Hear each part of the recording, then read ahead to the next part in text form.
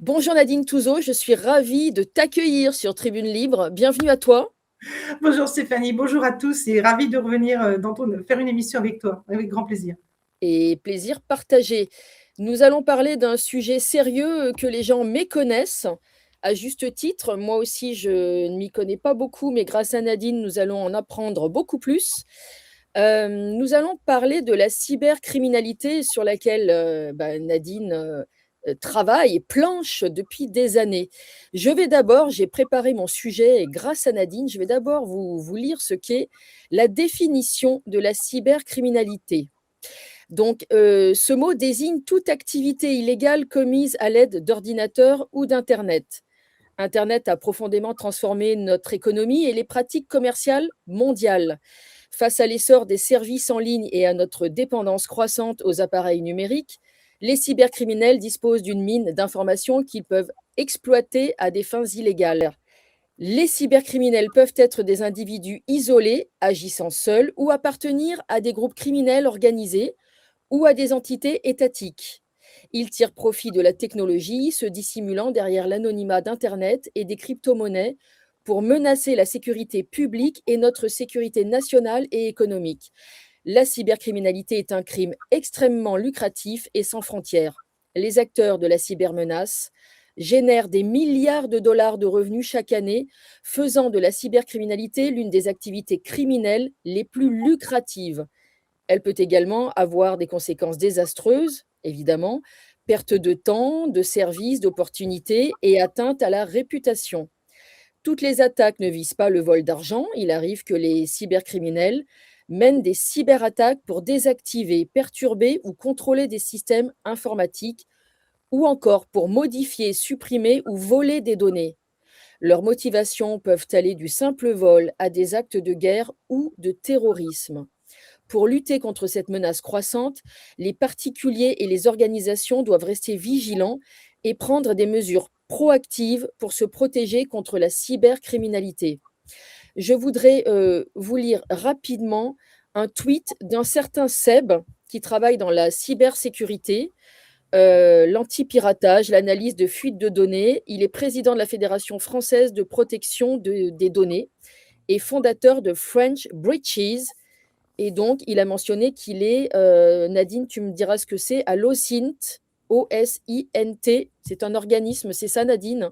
Je ne connais pas. Je suis désolée, là, je ne connais Bon, pas. mais je mettrai en lien ce que c'est. On en apprend tous les jours. On est là pour apprendre. Donc, Exact. OSINT, je vais aller rechercher ce que c'est et je le mettrai en lien. Donc, il nous parle du piratage de l'Académie de Créteil. Plus de 260 000 professeurs sont concernés, des centaines de milliers de données exposées, c'est-à-dire 34 ans d'historique. Un hacker, c'est-à-dire un pirate, affirme mettre en vente une base de données contenant des informations personnelles de plus de 260 000 professeurs liés à l'Académie de Créteil, avec publication d'échantillons en ligne pour appuyer ces déclarations. La base couvrirait une période très large de 1992 à 2026, soit 34 ans d'historique. Les données revendiquées incluent notamment 262 651 adresses de courriel, 231 941 numéros de téléphone, 206 169 adresses postales, et les données compromises sont l'identité complète, nom, prénom, civilité, l'adresse email professionnelle, les numéros de téléphone, à la fois le principal et le secondaire, l'adresse postale complète, l'académie et l'établissement d'affectation, le grade et le statut, c'est-à-dire professeur des écoles, certifié, stagiaire, la discipline enseignée, l'historique de carrière, date d'entrée, titularisation, information administrative, position, concours ou secteur, données liées à l'activité professionnelle, affectation, visite, formation, et ensuite, réseau professionnel, c'est-à-dire inspecteur, tuteur, encadrant avec email. Une exposition de données aussi complète représente un risque élevé de phishing ciblé. On dira ce que c'est que le phishing. C'est le fait de vous pêcher, hein, c'est ça. J'expliquerai. Euh, Pardon, Nadine? Je t'expliquerai. Ça marche. Usurpation d'identité et attaque d'ingénierie sociale. Pour finir, je tiens à lire une information précieuse que m'a envoyée Nadine. Donc ça, c'est tout récent également comme information. Un officier français a révélé la position d'un porte-avions via, devinez, je vous le donne en mille, une application de sport. Un matin, l'homme fait son footing sur le pont du navire et il a publié ses performances. Un peu plus de 7 kilomètres parcourus en 35 minutes. Dans son profil public. Ainsi, la position exacte en mer Méditerranée du porte-avions Charles de Gaulle a été signalée presque en direct.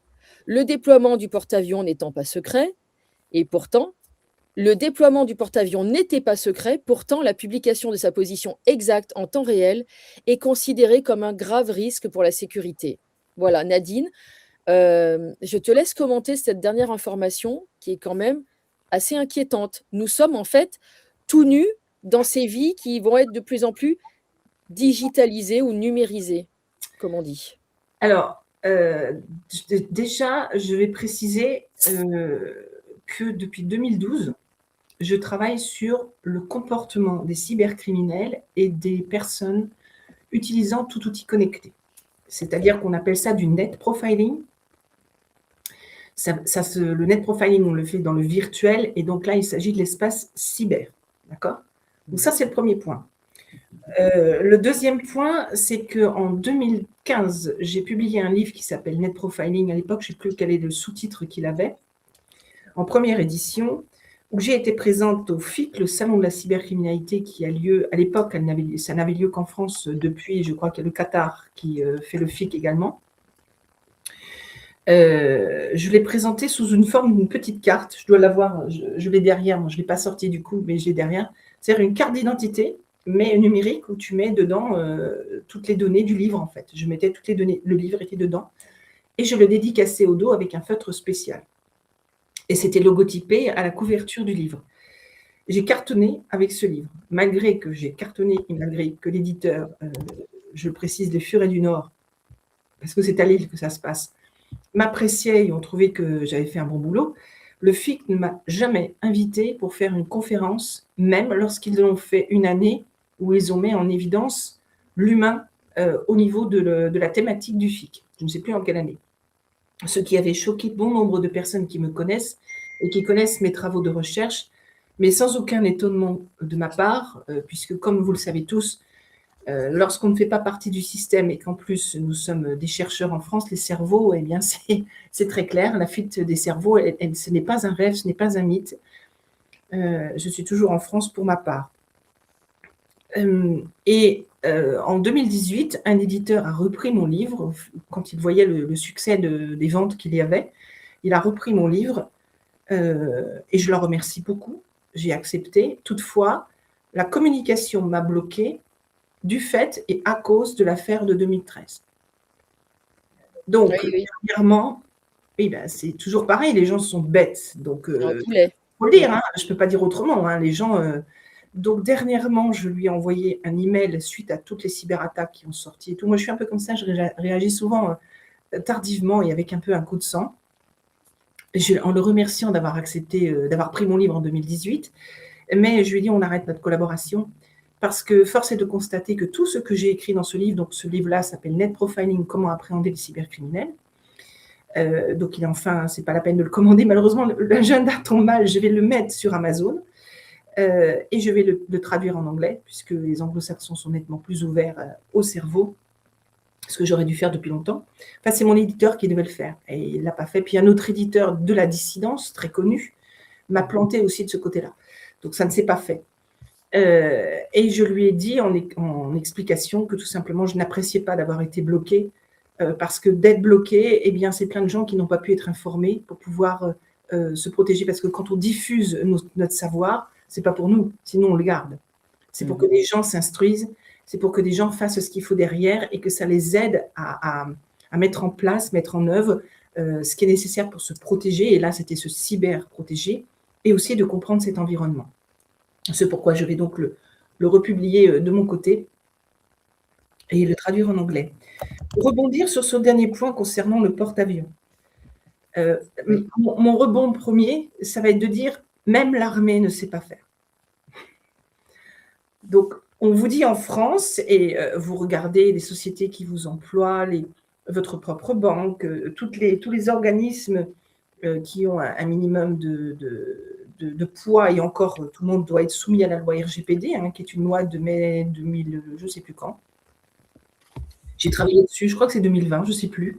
J'ai travaillé dessus, qui est une loi européenne, la RGPD, pour pouvoir donc en fait protéger vos données, ou data, on dit beaucoup le mot data dans notre univers, entre autres, et qu'ils sont soumis à mettre en place un ensemble de pratiques, un petit peu comme les ISO, mais là c'est pour protéger nos données.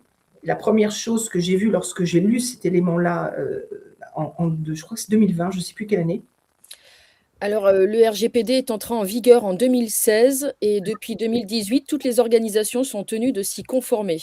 Alors, tu vois, c'est encore plus vieux que ça. Décidément, moi, je suis fâchée avec les dates. Je dois être bloquée à 2020. Ça fait 2 fois qu'on me dit non, non, c'est bien plus vieux que ça. Donc, je ne suis pas douée. Bref. Et donc, cette loi-là, j'ai lu tous les éléments afin de m'y référer parce que je travaillais un petit peu dessus avec un partenaire qui est un ancien militaire d'ailleurs. Et je vois un point noir tout de suite qui me fait réagir, c'est qu'il fallait mettre sur les ordinateurs tout le process de comment vous protégez les datas. Donc en gros, tu donnes la clé aux cybercriminels. Exact. Et tout le monde l'a fait. Et moi, j'ai dit non, non, non, non. J'ai dit, dans les sociétés où on va travailler, on met tout sur classeur papier. Mais Nadine, vous êtes rétrograde. Nadine, vous êtes archaïque. Nadine, ça commence à bien faire. Vous êtes toujours en train de voir la petite bête, machin. Mais nous avons les meilleurs techniciens qui ont infiltré la CIA, le FBI, le Centre des impôts français ou tout ce que vous voulez dans notre système d'information. Donc le SI, ce qu'on appelle dans les entreprises, ça a peut-être changé de nom depuis.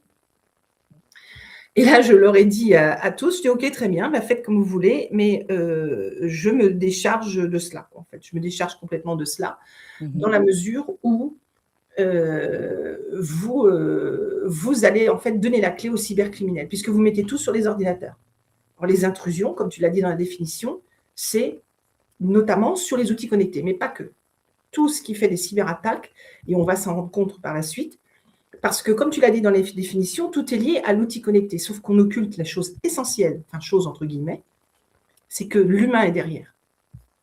Que ce soit pour faire et produire la cyberattaque, ou créer des logiciels malveillants, ou créer des outils malveillants, parce qu'aujourd'hui, ils ont vraiment des usines à phishing.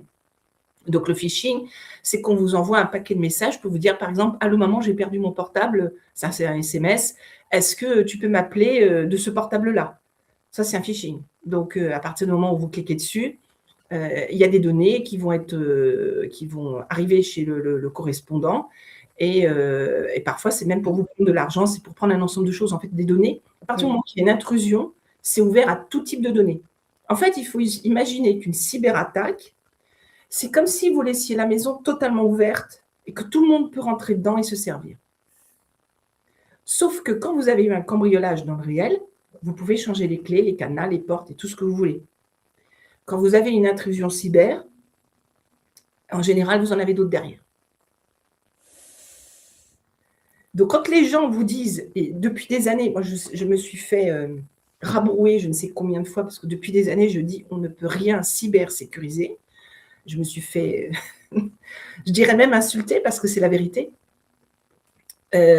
plusieurs fois, laissé de côté, etc.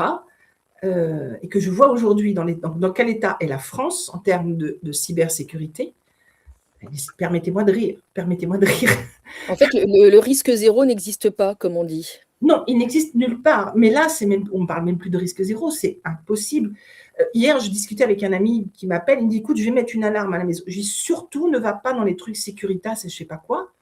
Surtout, tu fais un truc individuel. Et il me dit, oui, oui, oui. Il me dit, t'inquiète. Je dis, j'ai compris la leçon. Oui, oui, oui. Il me dit, ça, je ne ferai pas. Parce que, encore une fois, toutes les données sont à un endroit. Donc, il faut qu'il y ait une intrusion. On pique les datas. Après, donc, qu'est-ce qui se passe? Elles sont souvent revendues dans le dark web. Par paquet de 50 ou 100, peu importe. Alors, j'ai plus trop les trucs parce que depuis, ça a évolué. Parce qu'il faut savoir que la cybercriminalité, ça évolue à peu près tous les mois, tous les 3 mois. À mon époque, quand j'écrivais des livres, c'était à peu près tous les 3 mois. Ça évolue un peu plus aujourd'hui. Sauf que tout ce que j'ai écrit en 2012, sorti en 2015, il y a 17 publications scientifiques aussi dessus aux États-Unis. Donc, je n'ai pas qu'un livre, j'ai aussi des publications scientifiques. Je rappelle qu'on ne peut pas publier scientifiquement pas. Je fais comme toi. Oui. Non. Si on n'a pas des pairs qui valident nos travaux, et en France, ça n'a jamais été possible de publier quoi que ce soit, bien évidemment, toujours pareil, les tout ce que j'ai écrit, tout est encore aujourd'hui d'actualité. Il y a juste le vocabulaire sur 2, 3 peut-être mots qui a pu changer. Depuis, il y a des mots, par exemple, comment on appelle les cybercriminels. À notre époque, quand j'ai écrit, on les appelait d'une certaine manière, et ça a évolué un petit peu différemment aujourd'hui. Et encore, je ne suis pas certaine. Mais de ce que j'ai compris, apparemment, ce serait ainsi. Donc, ce qui veut dire, excuse-moi, je me permets. Oui, vas-y. Quand on vous dit, que votre banquier vous dit, vous inquiétez pas, ça va bien se passer, quand alors, il y a eu 2 cyberattaques dans l'actualité dernièrement, parce que vu tout ce qu'on se prend en France là, on est tous impactés. Il n'y a pas une seule personne de protégée, sauf celui qui n'a ni compte Internet, ni compte bancaire connecté, c'est rare, ni email, ni rien du tout, qui vit tout seul dans son coin. dans sa grotte. Voilà, là, il a des chances de rien avoir. Ouais, mais c'est bien les grottes, hein, quelque part. C'est l'avenir, la grotte, finalement. Clairement. Donc, j'ai vu 2 cyberattaques à titre personnel depuis l'espace, je crois, la première, ça doit faire à peine un mois. Une de mes clientes reçoit un email de phishing exactement logotypé comme ma société partenaire qui fait les factures, les comptes, etc. Enfin, on va dire toute la comptabilité. Exactement pareil, avec même le nom, la signature, tout, sauf que l'email était faux. L'adresse mail était fausse. Bien. Okay, donc là, sur le coup, elle ne fait pas trop attention. Puis elle regarde, elle fouille, et comme heureusement, c'est une de mes étudiantes, hein, donc je les ai guéries à avoir du discernement et tout, hein, donc c'est pas ça, voilà. Et elle m'en parle, et je dis, oh là là, attends là, ça c'est pas habituel, c'est pas normal, il y a quelque chose qui ne va pas. Je préviens donc la société qui facture, qui fait ma comptabilité, et je lui explique tout ce qu'il faut faire. Je ne suis pas certaine qu'ils aient tout suivi, parce qu'ils se sont reposés sur leur société qui les cybersécurise, qui leur ont dit c'est rien du tout, ça vient de l'autre. Je voudrais qu'on m'explique comment c'est possible que ça ne vienne que de l'autre. C'est ma cliente. Je voudrais qu'on m'explique comment les autres ont pu se rendre compte que la société avec qui je travaille était en lien avec ma cliente, si ce n'est par recevoir des emails de facture. Mais dans ce cas-là, parce que si vous laissez votre maison ouverte et qu'à l'intérieur, il y a tout un tas de données, avec par exemple les adresses de toutes les personnes avec qui vous travaillez, les contrats que vous avez signés, vos comptes bancaires, votre contrat énergie, votre contrat eau, etc. D'accord ? Si vous avez tout ça, on est d'accord ? Ils emmènent tout. Donc, qu'est-ce qu'ils vont faire ? Ils vont éplucher pour pouvoir, derrière, faire les mêmes infiltrations chez les autres. C'est ce qu'on appelle un effet domino. Tu ne peux pas l'arrêter. Tu ne peux rien faire. C'est mort. C'est en cascade, en chaîne. Exactement. Donc, du coup, derrière, qu'est-ce qui se passe ? Quand j'ai prévenu cette société, ma société de comptable derrière, elle m'a renvoyé un mail en me disant, derrière, on a géré, ça vient de votre cliente, la société de cybersécurité a contrôlé, tout va bien. Je dis, méfiez-vous parce que vous vous faites berner comme tous. Pourquoi ? Parce qu'ils sont tous formés de la même manière. Ce qui me fait rebondir sur, par exemple, une affaire comme WannaCry, certains vont se rappeler, WannaCry, c'était une vieille affaire de cybercriminalité. Oui, c'est Microsoft qui a eu une faille, et un cybercriminel l'a trouvé, il est rentré dedans, et il y a un paquet de PC Microsoft qui était, ils étaient out, quoi, c'était fini, terminé. Et donc les gens n'ont pas compris que de faire du copier-coller, ça ne fonctionne pas. Donc, l'enseignement est pareil quasiment partout, et uniquement basé sur la technique, en occultant totalement qu'on ne comprend pas l'humain derrière. Alors, la seule chose qu'ils vont vous dire, c'est si on travaille sur l'humain, celui qui utilise l'outil Internet, oui, mais celui qui le fait, il faut aussi les chercher, les cybercriminels. Il n'y en a pas beaucoup d'arrêtés.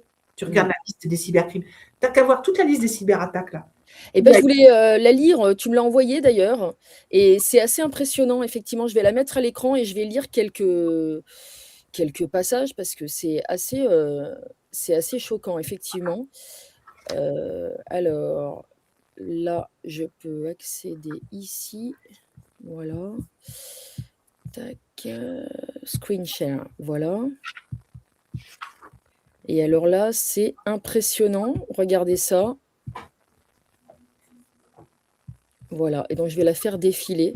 Donc, c'est énorme, hein. On a la liste des cyberattaques En en France. 2026, La Poste, c'est quand même énorme. Oui, pourquoi? Euh, Stop, si tu permets, la Vas-y. Poste. Ouais, Pourquoi?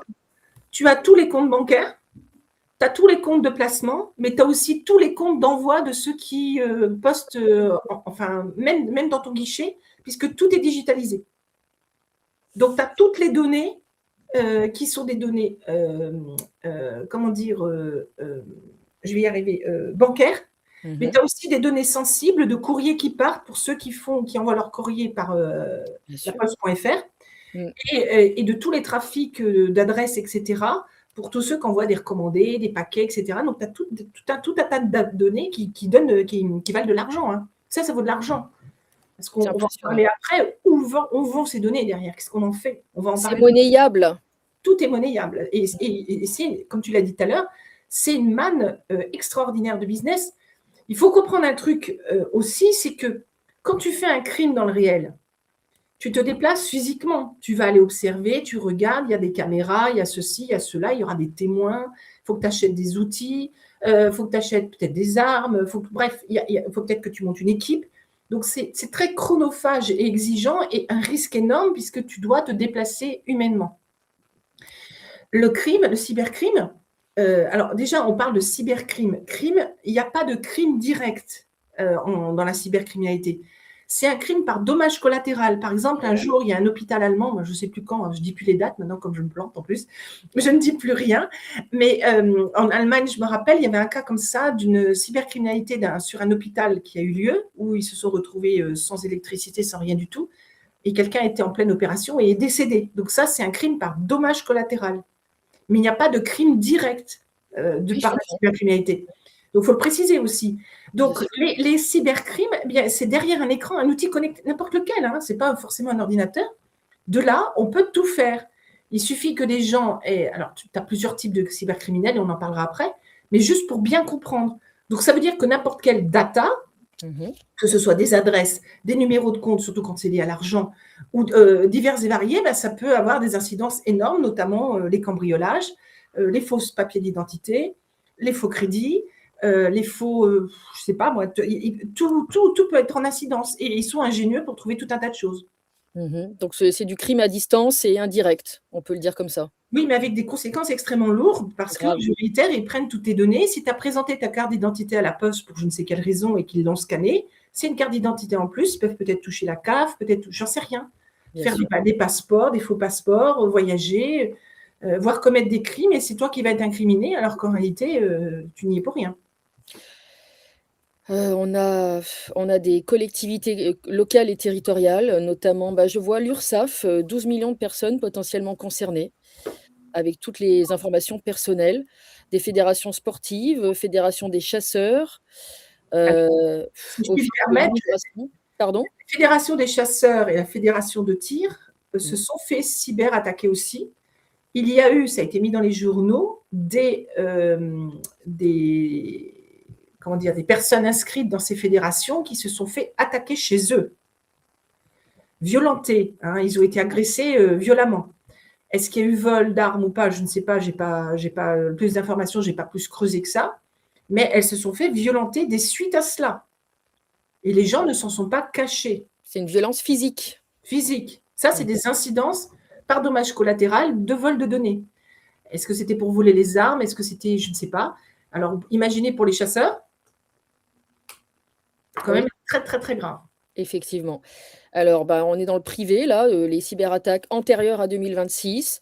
Donc Kiabi, Chronopost, Conforama, Orange, Harvest, Autosure, Intersport, Alain Afflelou, Marks and Spencer, Indigo, EasyCash, Coop, donc au Royaume-Uni, Harrods, Coinbase, la crypto-monnaie, Dior, donc le luxe, réductionimpôt.fr, Cartier, Center Parcs, Sorbonne Université, Disneyland Paris, WeBay, donc il y a du local, de l'international finalement, Orange, Air France KLM, Bouygues Télécom, Auchan, Colis Privé, Médecins Direct, La Poste, donc tout le groupe, Mondial Relais, et puis toutes les organisations publiques également victimes d'une cyberattaque en 2025. Donc je vous passe les mairies, les conseils départementaux, les villes.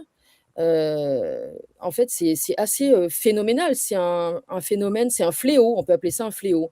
Des centres hospitaliers, publics, je suppose qu'il y a peut-être des cliniques privées, le logiciel médical Weda, ce qui peut avoir des dommages collatéraux importants. Quand ça touche des logiciels, médicaux, on peut imaginer. Et puis, on recommence, la FFF, Fédération de football, la Caisse des dépôts, toujours la Poste, des universités, des aéroports, l'éducation nationale, France Travail, des musées comme le Muséum national d'histoire naturelle, des lycées, c'est incroyable. Des ministères également. Voilà et les entreprises, toujours pareil, je vous passe les détails. Il y en a une palanquée, comme on dit. Free, Auchan, meilleurtaux.com. Et puis c'est depuis des années en plus, hein, on observe que des CHU, des EHPAD, des ministères toujours, la CAF, la CCI, voilà, dans le Béarn, et la chambre d'agriculture de Lorraise, voilà, de Lozère. On a vraiment tout ce qu'il faut, hein. Alors, C'est quand tu vraiment. parles, par exemple, de la CAF, tu vois, ça peut être aussi pour créer des faux comptes pour toucher de l'argent. Mmh. Ils peuvent faire ça aussi, c'est-à-dire prendre la main sur n'importe quelle entreprise ou n'importe quelle entité Mmh. et dire derrière, on va créer des faux comptes et on se touche de l'argent dessus. Tout est possible, en fait. En fait, j'avais prévenu depuis des années que rien ne pouvait être super sécurisé et qu'un jour, il y aura un chaos où quand il y aura une intrusion, il y aura un effet domino. Et ce que je disais tout à l'heure, c'est-à-dire qu'encore une fois, tu rentres dans ta maison qui est ouverte à tout le monde, tu peux rentrer, tu y vas, tu fais ce que tu veux. Et derrière, tu te sers de tous les documents et tu vas continuer à attaquer d'autres personnes par rapport aux documents que tu as collectés. Et puis, tu retrouves à nouveau d'autres documents dans d'autres maisons ouvertes ou entreprises ou ce que tu veux, et ainsi de suite. Et ça va faire boule de neige comme ça, ad vitam aeternam. Donc, ce qu'on a aujourd'hui en termes d'intrusion cyber, c'est impossible de le stopper. Mmh. C'est impossible. Ça veut dire que le seul moyen que nous, on puisse réussir, c'est tous, soi-même, bien se former au regard de ce qu'on a exactement chez nous, en fait, et comment on a, et quel comportement on a, pour faire ce qu'il faut afin de gérer sa propre vie en individuel. Et revenir surtout au papier. Moi, tout le monde se fiche de moi parce que j'ai un agenda papier et tout, parce que je n'ai pas de compte bancaire sur mon téléphone. Justement, les 2 cyberattaques que j'ai subies. Moi aussi, j'ai un agenda papier. Voilà. Donc, Et ça fait sourire, effectivement. oui, ça fait sourire, mais moi, je m'en fous. Je prends beaucoup de notes sur papier, mais ça, je m'en fiche complètement. Papier, ça se brûle. Hein.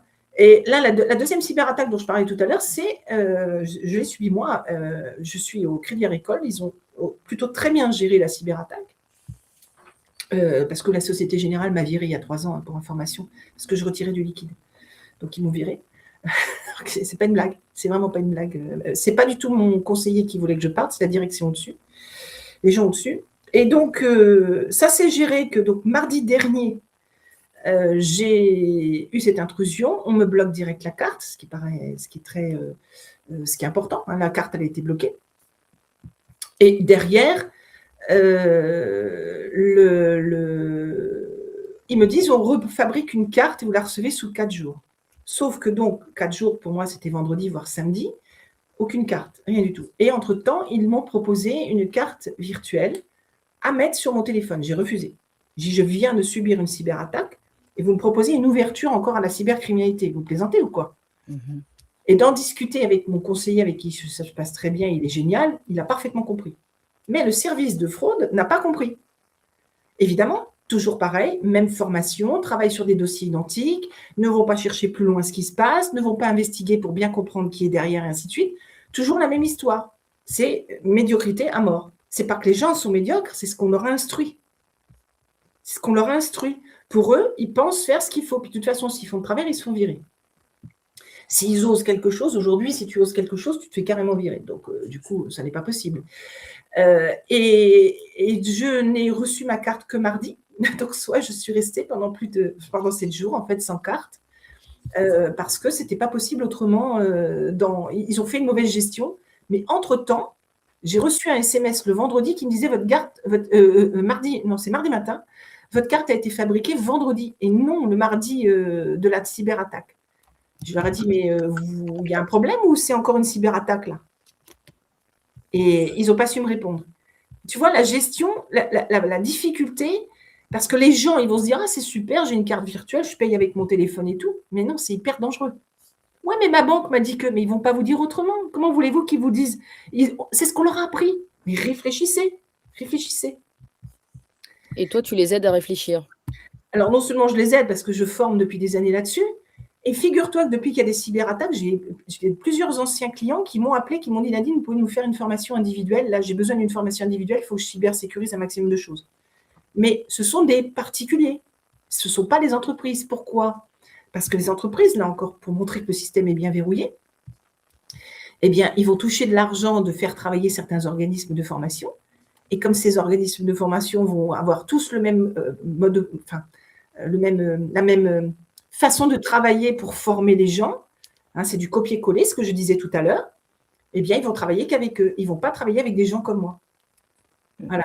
J'en ai eu des entreprises autrefois qui travaillaient avec des gens comme moi, enfin avec moi plutôt, parce que des gens comme moi, j'ai quand même ouvert la voie toute seule. Hein.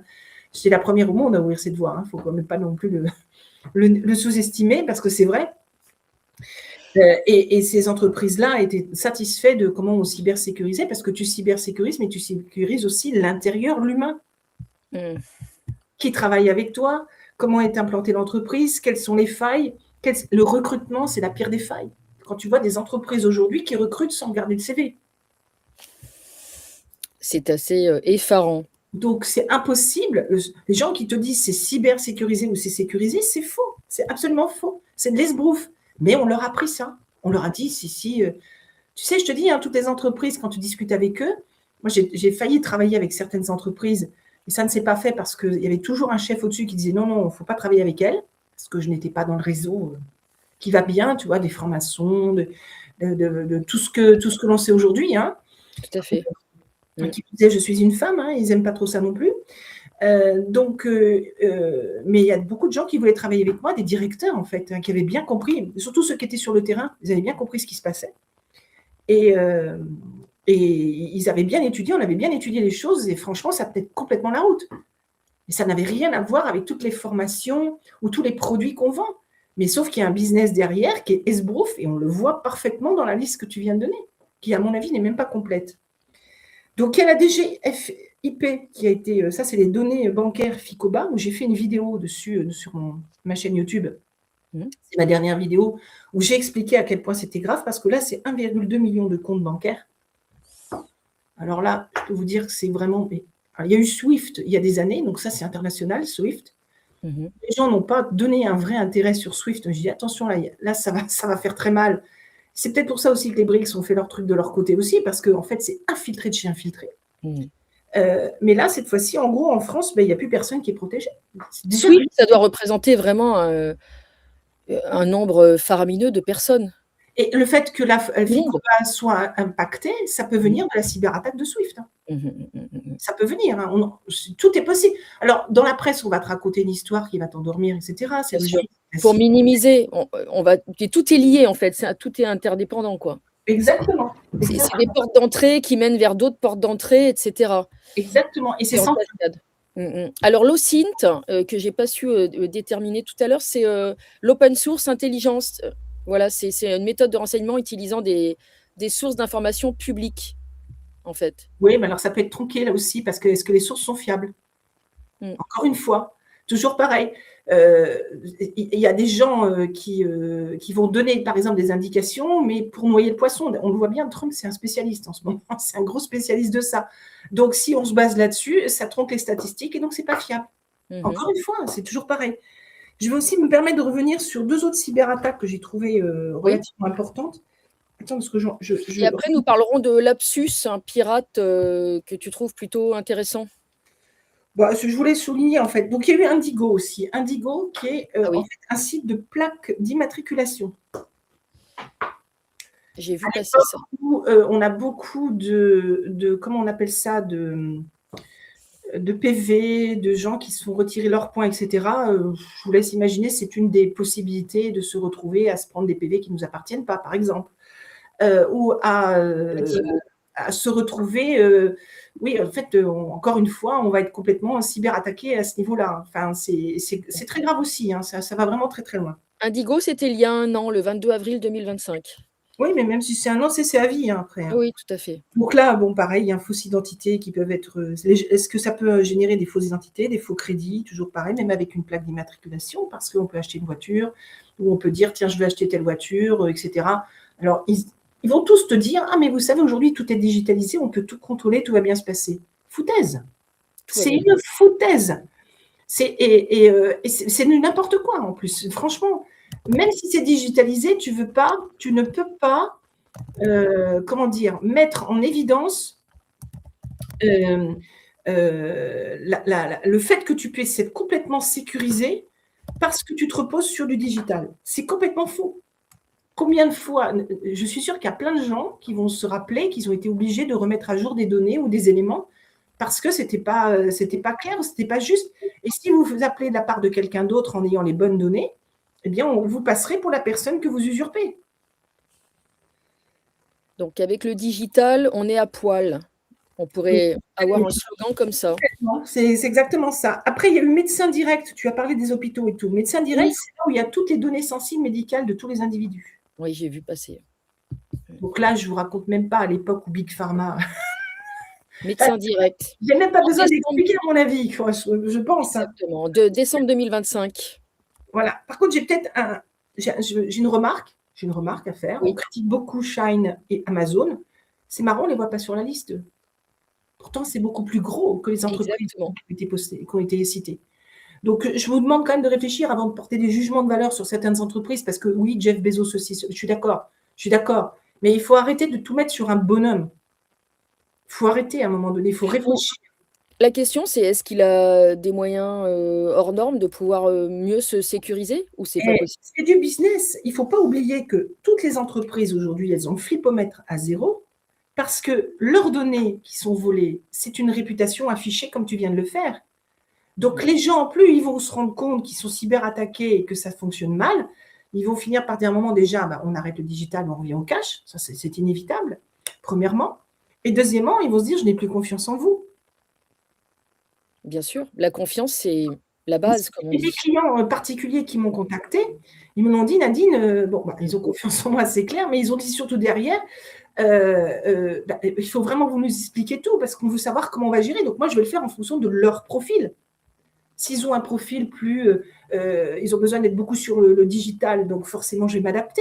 On va trouver des solutions puisque le profilage, c'est ça. C'est que le profilage, c'est de comprendre le cybercriminel, là, il va faire quoi en face. Alors, les gens me disent, on ne peut pas on peut pas facilement faire leur profil parce qu'on ne voit pas assez d'éléments, mais il suffit d'analyser tout un ensemble ne serait-ce que les actes, d'analyser les actes, tu vois. C'est de dire derrière, je l'expliquais tout ça dans mon livre, c'est quel genre d'actes virtuels ils font. Ça nous indique des éléments comportementaux. Moi, j'ai réussi à trouver des cybercriminels. Je me rappelle d'une fois de 3 jeunes, qui étaient dans des groupes Céveso. Céveso sont des groupes sensibles. Je ne citerai pas les noms des sociétés. C'est des sites sensibles en France. 3 jeunes ingénieurs. Victimes d'arnaque au sentiment. C'est-à-dire qu'ils rencontrent sur Facebook une nana, qui était une fausse nana, qu'ils n'ont jamais vue, et ils font une sextape, c'est-à-dire une vidéo sexuelle. Et ils me disent tous, on en arrive à la fin, qu'ils demandent une rançon extrêmement importante, qu'ils ne peuvent pas payer, bien évidemment. Et moi, on me contacte tout de suite parce que un des enfants me connaissait par le biais de mon fils. Et il me contacte, mon fils m'en parle. Je me rappellerai toujours parce que à l'époque, je donnais des cours à l'IH Crime à Paris. Et j'étais avec une de mes étudiantes, c'était le printemps comme en ce moment, on était à Saint-Germain-en-Laye, sur la pelouse du château. Très joli. Oui, c'est très joli, oui. On était sur la pelouse, tu connais bien, moi je suis parisienne à 7 générations, je connais bien tout le tour, mais je suis très bien à Cognac aujourd'hui. C'est plus propre déjà. Bref, et donc le château, tu mets les pieds dans l'herbe, tu bien, il y avait un café, on prenait un jus de fruits et tout, et j'ai dû tout abandonner pour rentrer tout de suite et gérer ce dossier, parce qu'il fallait le gérer en urgence. ils risquaient de perdre leur boulot. Parce qu'après, il y avait des menaces justement d'envoyer les éléments au niveau du travail.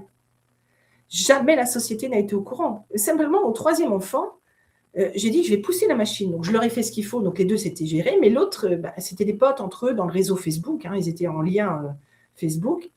Et en fait, la fille, c'était ni plus ni moins un mec qui vivait en Côte d'Ivoire. Qui était dans un cybercafé et qui devait s'appeler, je ne sais pas comment, mais en tout cas, qui n'avait absolument rien à voir avec ces jolies jeunes filles pour appâter ces jeunes hommes. C'est ce qu'on appelle les brouteurs. Exactement, c'est ce qu'on appelle les brouteurs. Mais ça, c'est les spécialistes et du phishing et de l'arnaque au sentiment notamment. Et il y en a beaucoup. Là, il y a eu dernièrement l'affaire Brad Pitt. Ah oui. C'est ça, on est exactement dans ces... Il ne faut pas croire, ce n'est pas aussi évident que ça de... Bon, là, c'est un peu gros, mais ils utilisent... C'est gros parce qu'ils sont tombés sur une femme qui était en détresse psychologique, donc ils ont flairé le bon profil, en fait. Oui, mais ils utilisent des gris-gris, parce que moi, j'ai vécu en Afrique noire, je les ai observés dans les cybercafés. Et ils utilisent des tas de trucs. Si j'ai écrit mon livre, je l'ai commencé en France, c'est l'affaire 2013. Mon livre est sorti, que je répète, en 2015. Donc, j'étais en Afrique noire. Je vivais là-bas. Donc, moi, je les ai étudiés parce que je travaillais aussi là où il y avait Internet. Je les ai étudiés à leur insu, du reste. Et je les ai vus, femmes, hommes, comment ils faisaient et comment ils alpaguaient le blanc pour lui piquer de l'argent, etc. Donc, j'ai vu comment ça se passait. Je sais exactement ce que se passe. Et je les entendais dire, lui, si là, il résiste ou celle-là, elle résiste, on va lui faire des gris-gris. Ils disaient tous ça. Et Alice allait voir le marabout, et il craquait. Il ne faut pas se leurrer, il ne faut pas trop se moquer. Moi, je ne me moque pas de ce genre, parce que je sais comment ils font. Et personne n'est à l'abri. Il faut vraiment être fort, bien aligné, bien centré, ce que je n'arrête pas de dire dans toutes mes vidéos. Si on travaille bien sur soi, on sait qui on est, et on sait comment, on va savoir comment on est les autres. C'est ce que je dis toujours, on ne nous apprend pas à savoir qui nous sommes en priorité. Mais on ne vivrait pas tout ça si on savait vraiment qui on était à l'origine. Parce que du coup, qui j'ai vraiment en face de moi? Ah, j'ai un problème de gestion émotionnelle. Non, je sais le gérer, je ne vais pas me laisser avoir. Je ne serai pas en détresse émotionnelle. Tu vois, c'est toutes ces choses-là qu'il faut intégrer. Parce que c'est vraiment lié, le profiling et le net profiling, c'est vraiment lié. Et j'étais partie de l'arnaque au sentiment, je crois. Oui. Je n'avais pas fini quelque chose. Oui, donc je rentre et je fais ce travail, ce dossier avec l'histoire Céveso. Et au troisième, je pousse la réflexion. Je dis, écoute, est-ce que tu as le courage d'attendre? Tu as vu que les deux autres, ça marchait moi, j'ai réglé ça en 3 heures. C'était réglé en 3 heures. Donc, ça va très vite quand tu prends le truc tout de suite et que tu sais à qui tu as affaire en face alors qu'ils ne montrent pas leurs photos et rien du tout. Comme quoi, on peut bien les profiler. Mais les ingénieurs ici, eux, ils sont dans la technique mécanique, entre guillemets, et informatique. Moi, je suis dans la technique humaine. Et donc, je dis, on va pousser, je veux voir jusqu'où ils veulent aller. Et en fait, ils voulaient... En dernier point, comme il ne voulait pas payer et tout, il dit, bon, je ne sais pas quoi faire, qu'est-ce que je peux faire? Il dit, on a vu, puisque sur la fiche Facebook, il était écrit où il travaillait, tu travailles là, tu nous voles des données. J'en ai tiré 3 d'affaires. Mais combien l'ont fait? J'en ai tiré que 3 d'affaires. Est-ce que tu penses qu'il y a un défaitisme ou une passivité face à tout ça, finalement? Un cultisme, surtout. Le manque d'envie de travailler sur soi, de savoir. C'est l'assistanat. On est dans un pays d'assistanat. Tu sais, j'ai beaucoup de clients étrangers, et j'ai des clients français aussi, mais j'ai aussi des clients étrangers, on voit la différence. Ils s'investissent vraiment sur le savoir. Ce que j'ai vu aussi en Afrique noire. Mais tu le vois en Asie, tu le vois aux États-Unis, tu le vois partout. En France, c'est l'assistanat. Oh, ça va tomber, ça va être gratuit et tout. Mais justement, parce que c'est gratuit, c'est dangereux. C'est gratuit, c'est toi le produit. On a un petit peu infantilisé les gens et on leur a fait prendre de mauvaises habitudes, en fait. C'est exactement ça. C'est exactement ça. Et du coup, il y en a très peu, je te dis, il y en a très peu qui... L'année dernière, j'avais mis en place une formation de groupe, je fais ça chez moi, sur la cybercriminalité. J'ai vu personne. Hélas. Et regarde où on en est. Donc là, tu te dis, c'est bon, quoi. Moi, je sais pour moi, j'ai voulu transmettre pour les autres. Si ça ne les intéresse pas, je m'en fous. Je sais faire. Par contre, à côté de ça, j'ai quand même des étudiants qui vont pousser jusqu'à la cybercriminalité. Oui, il y a toujours des populations, un pourcentage de la population qui va vouloir savoir. Alors, il y a le problème du savoir, il y a le problème aussi d'un manque d'information. Parce que, regarde, justement, par exemple, j'ai parlé du FIC tout à l'heure, c'est quand même le plus gros salon de la cyber au monde. En tout cas, il était considéré comme tel à l'époque. Donc, tu as des organismes de type l'ANSSI, la CNIL, et je crois que c'est déjà bien, qui sont liées à des protections cyber, etc., et pour lutter contre la cybercriminalité. Le président de la CNIL sous François Hollande et sous, je ne sais pas qui, peut-être Sarkozy aussi, c'était M. Poupard. Et je faisais partie d'un réseau des femmes dans la cyber à une époque, où j'ai été... ils ont fini par céder à me faire une conférence internationale avec une fille qui était spécialisée dans la cyber aussi, mais je crois que c'est aux Émirats Arabes Unis. J'ai fait cette conférence en virtuel, hein, parce que c'était l'époque du Covid en plus. La première, c'était en 2020, je crois, justement. Et donc, je l'ai faite, cette conférence scientifique sur la cyber, donc sur mes travaux de recherche. Et ils ont fini par me concéder, en fait, parce qu'ils ne savaient pas quoi faire de moi. Ils ne savaient pas quoi faire de moi. Alors que j'étais quasiment dans les toutes premières à être dans cette association. Et j'en suis partie, parce que je n'y voyais plus ma place. Pour moi, c'était trop bas de gamme, je suis désolée de le dire. Premièrement, c'était bas de gamme. On n'avançait pas. On n'évoluait pas, en fait, sur justement des gens qui ont fait des découvertes comme moi. Et pire, c'est qu'un jour, il y avait un concours où la présidente de cette association m'a forcé à participer. Je dis, ça ne sert à rien, je n'aurai rien. Elle me dit, c'est obligé que tu aies quelque chose quand même, tu as créé quelque chose d'unique au monde. Je dis, oui, mais on est en France, ça n'a pas loupé. Je suis partie avant la fin, j'ai dit, j'étais écœurée, je l'ai fait pour elle, j'étais écœurée. Bon, elle a essayé quelque chose. Mais ce monsieur Poupard, je me rappelle, donc il y avait toute la presse française à cette réunion. Tu avais BFM, CNN, comment ça s'appelle l'autre là, CNews. CNews. Et une autre, donc je crois que c'est un France quelque chose, c'était à Paris, donc France 3 quelque chose. J'étais la dernière à poser la question, ça tombait très bien, et donc je me présente. Ils me connaissaient parfaitement, parce qu'ils me connaissent tous, il ne faut pas rêver. En tout cas, les anciens surtout. Les jeunes, je ne sais pas sûr, ça m'étonnerait. Les anciens surtout. Voilà, et ceux quand j'étais à cette époque-là. Et ceux qui... je lui pose la question, je lui dis, écoutez, vous dites que vous êtes en lien avec le Mossad pour travailler, que nous sommes entre guillemets, des cadors de la cybercriminalité, ce qui est absolument faux, je le savais déjà, par rapport au monde. À l'époque, ils disaient qu'on était les meilleurs, etc. T'as qu'à voir le résultat. Et je lui dis, dans ce cas-là, pourquoi vous n'utilisez pas le net profiling? Comme dirait Coluche, je te donne Émile. Il a mis 3 minutes pour répondre, 3 minutes. Et à mon avis, c'était pour que les caméras se coupent, parce que ça n'est jamais sorti. Il a dit, ce n'est pas à l'ordre du jour. Il s'est viandé, en direct. Personne n'a réagi. Personne ne dit, si la petite, elle dit ça, c'est qu'il y a une raison. Enfin, la petite. La grande, 1m80. 78. J'étais pas loin. Non, mais avec les talons, c'est pire. Ah oui, là, j'ai déjà vu avec les talons, c'est dramatique pour les autres. J'assume complètement. Comme disait Coluche, l'essentiel, c'est d'avoir les 2 pieds par terre. Exactement. Comme j'adorais Coluche, bref. En tout cas, voilà. Et là, personne, mais ils ont bien vu dans l'association dans laquelle j'étais que j'étais un danger pour la France. Bien sûr, trop de révélations. Trop de savoir, trop de découvertes. Et trop de vérité. Oui, dans l'empire du mensonge, ça ne colle pas. Est-ce qu'on peut faire un détour par l'Apsus dont tu voulais absolument parler? En fait, l'Apsus, j'ai découvert, c'est donc dans les cybercriminels, on n'a pas encore parlé des profils des cybercriminels. Je ne vais pas m'étendre trop dessus, mais en parler un petit peu. C'est ce qu'on appelle des black hats. Donc, les black hats, ça veut dire chapeau noir en anglais. Parce qu'on appelait ça des hats à l'origine, les cybercriminels. C'est resté. Et les black hats, c'est certains ce qu'ils appellent aujourd'hui les white hats.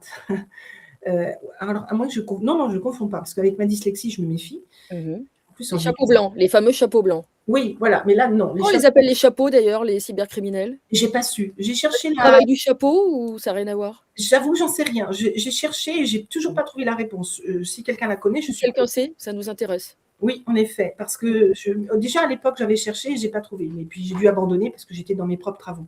Oui. En fait, les black hats, ce sont des gens, ce sont des cerveaux, ce sont des vrais cerveaux. Donc, souvent, travaillent seuls ou utilisent des mules. Donc là, on est sur les white hats.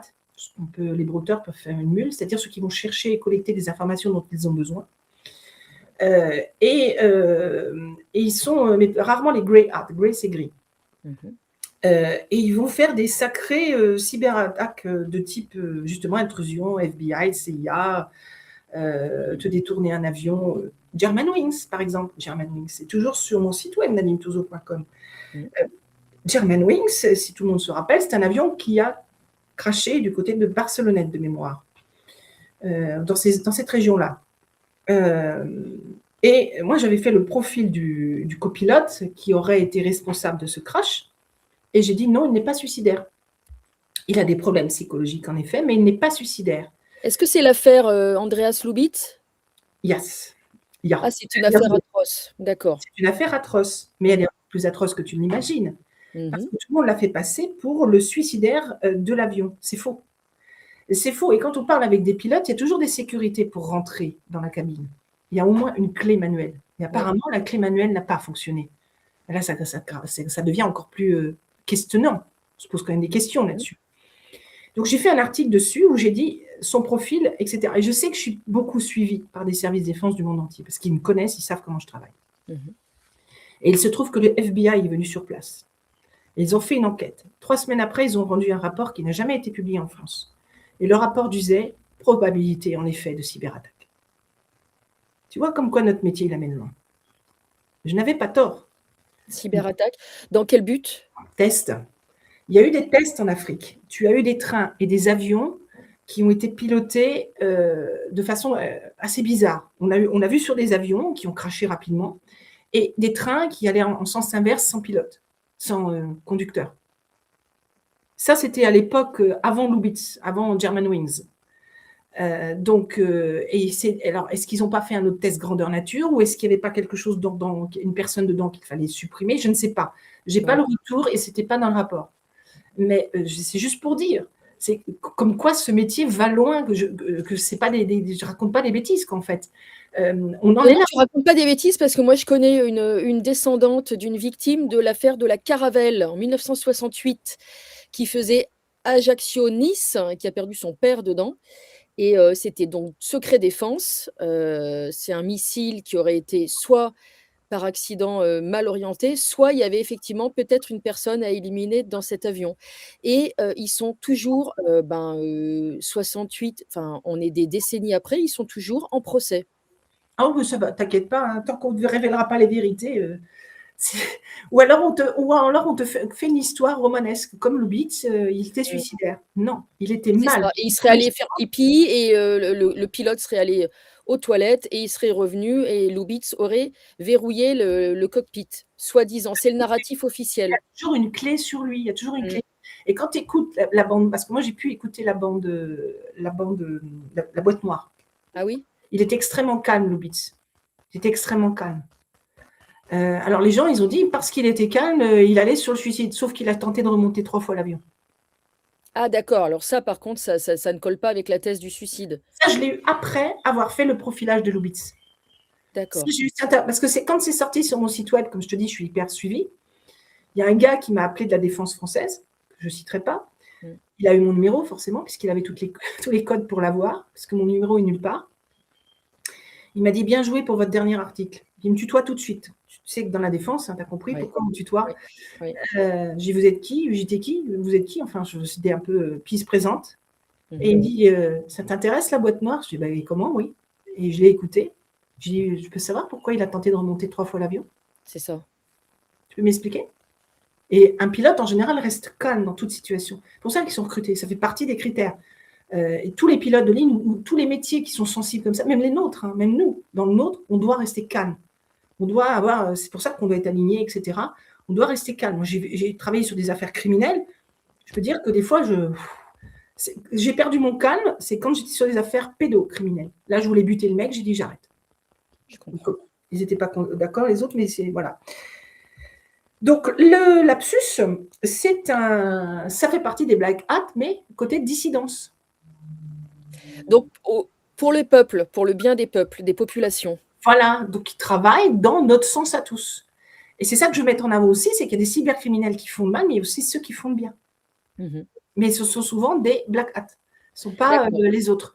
Le grey hat, c'est plutôt quelqu'un qui est assez vengeur, qui est assez dans une revanche, qui a une cible qu'il veut atteindre et il veut mettre en place. C'est souvent ceux qui font les ransomware, par exemple, qui attaquent les sites web et qui sont bloqués ou des trucs comme ça et qui demandent des rançons. C'est souvent son type-là. C'est plus complexe que ça, mais je ne vais pas étaler mon livre aujourd'hui quand même. Hein. Il est comme ça, je ne vais pas l'étaler aujourd'hui. En gros, et puis tu as les white hats. Donc là, alors, autrefois, ils étaient en Afrique noire. Tu avais donc tous les pays francophones, plutôt Côte d'Ivoire, Sénégal à l'époque. Tu en avais aussi un petit peu dans le Maghreb, et le Machrek, mais plutôt le Maghreb.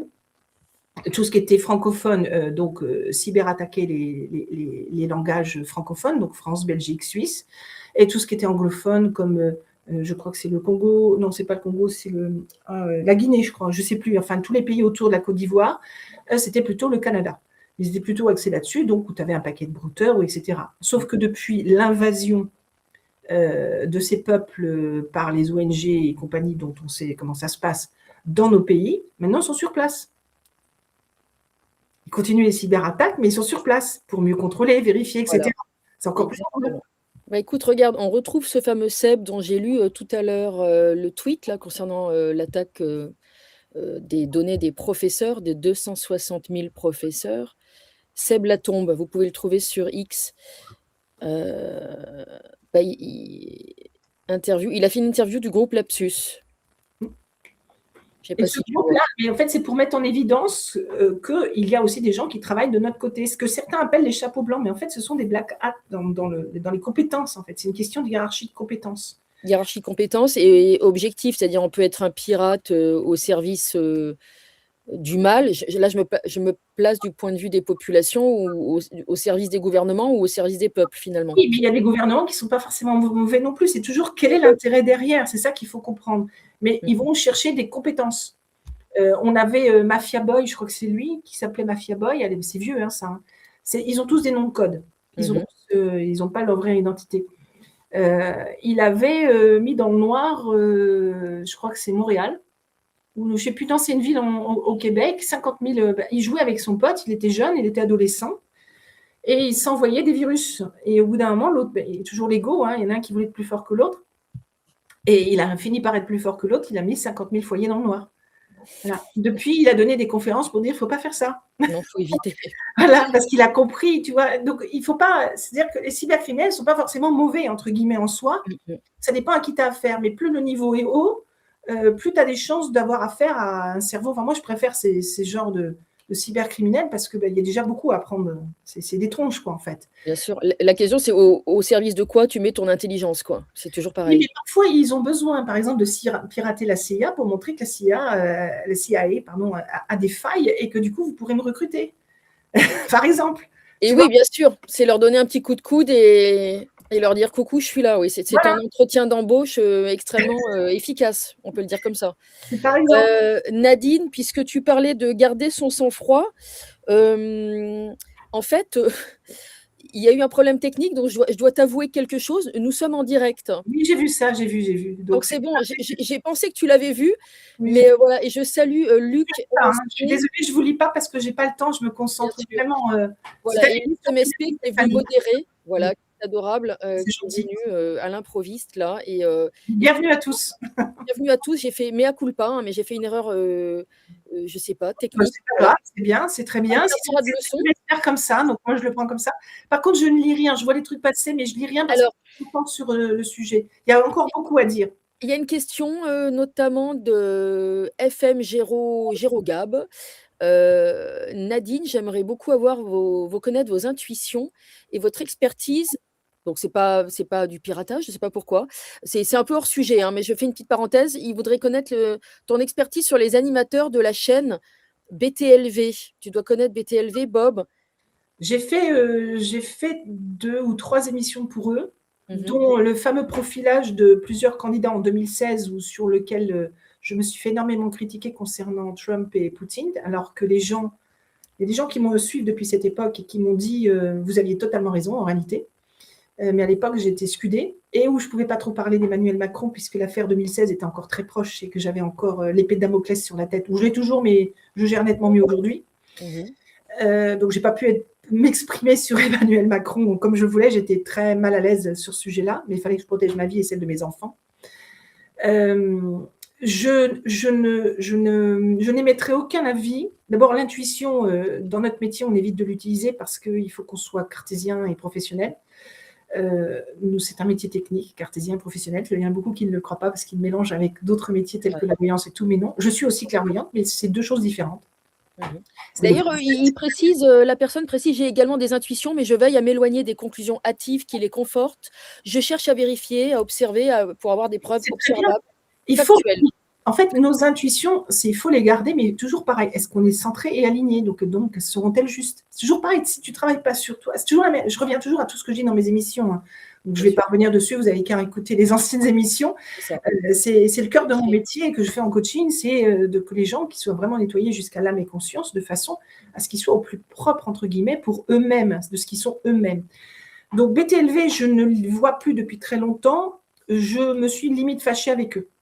Voilà, c'est la seule chose que je dirais. Et je n'ai D'accord. jamais pu récupérer mes émissions. On avait fait une super émission avec Christophe Naudin, qui est celui qui a fait le criminologue, hein, qui a fait la préface de mon livre Net Profiling, spécialisé dans l'avionautique. Donc, qui a malheureusement, il s'est fait planter lui aussi par une affaire d'État avec Air Cocaïne.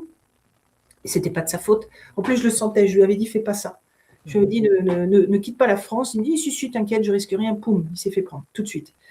Bon, bref, et on avait fait une super émission par rapport à Mindhunter, qui est la série télévisée qui met en évidence les prémices de l'unité de Quantico, du profiler en fait. Ouais.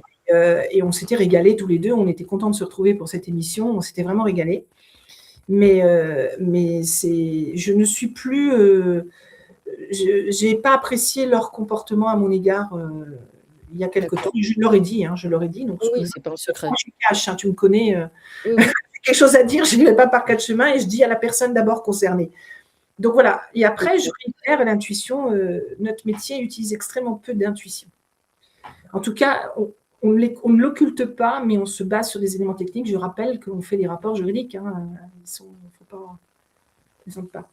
Donc, après, dès qu'on a fini ça, si tu veux bien, je voudrais revenir, à moins qu'il y ait d'autres questions tout de suite. Non, non, simplement, saluer Lapsus parce qu'ils sont quand même, rentrés chez Microsoft, Nvidia, dont Nvidia, c'est, la grosse boîte d'IA, hein, c'est un acteur majeur de l'intelligence artificielle.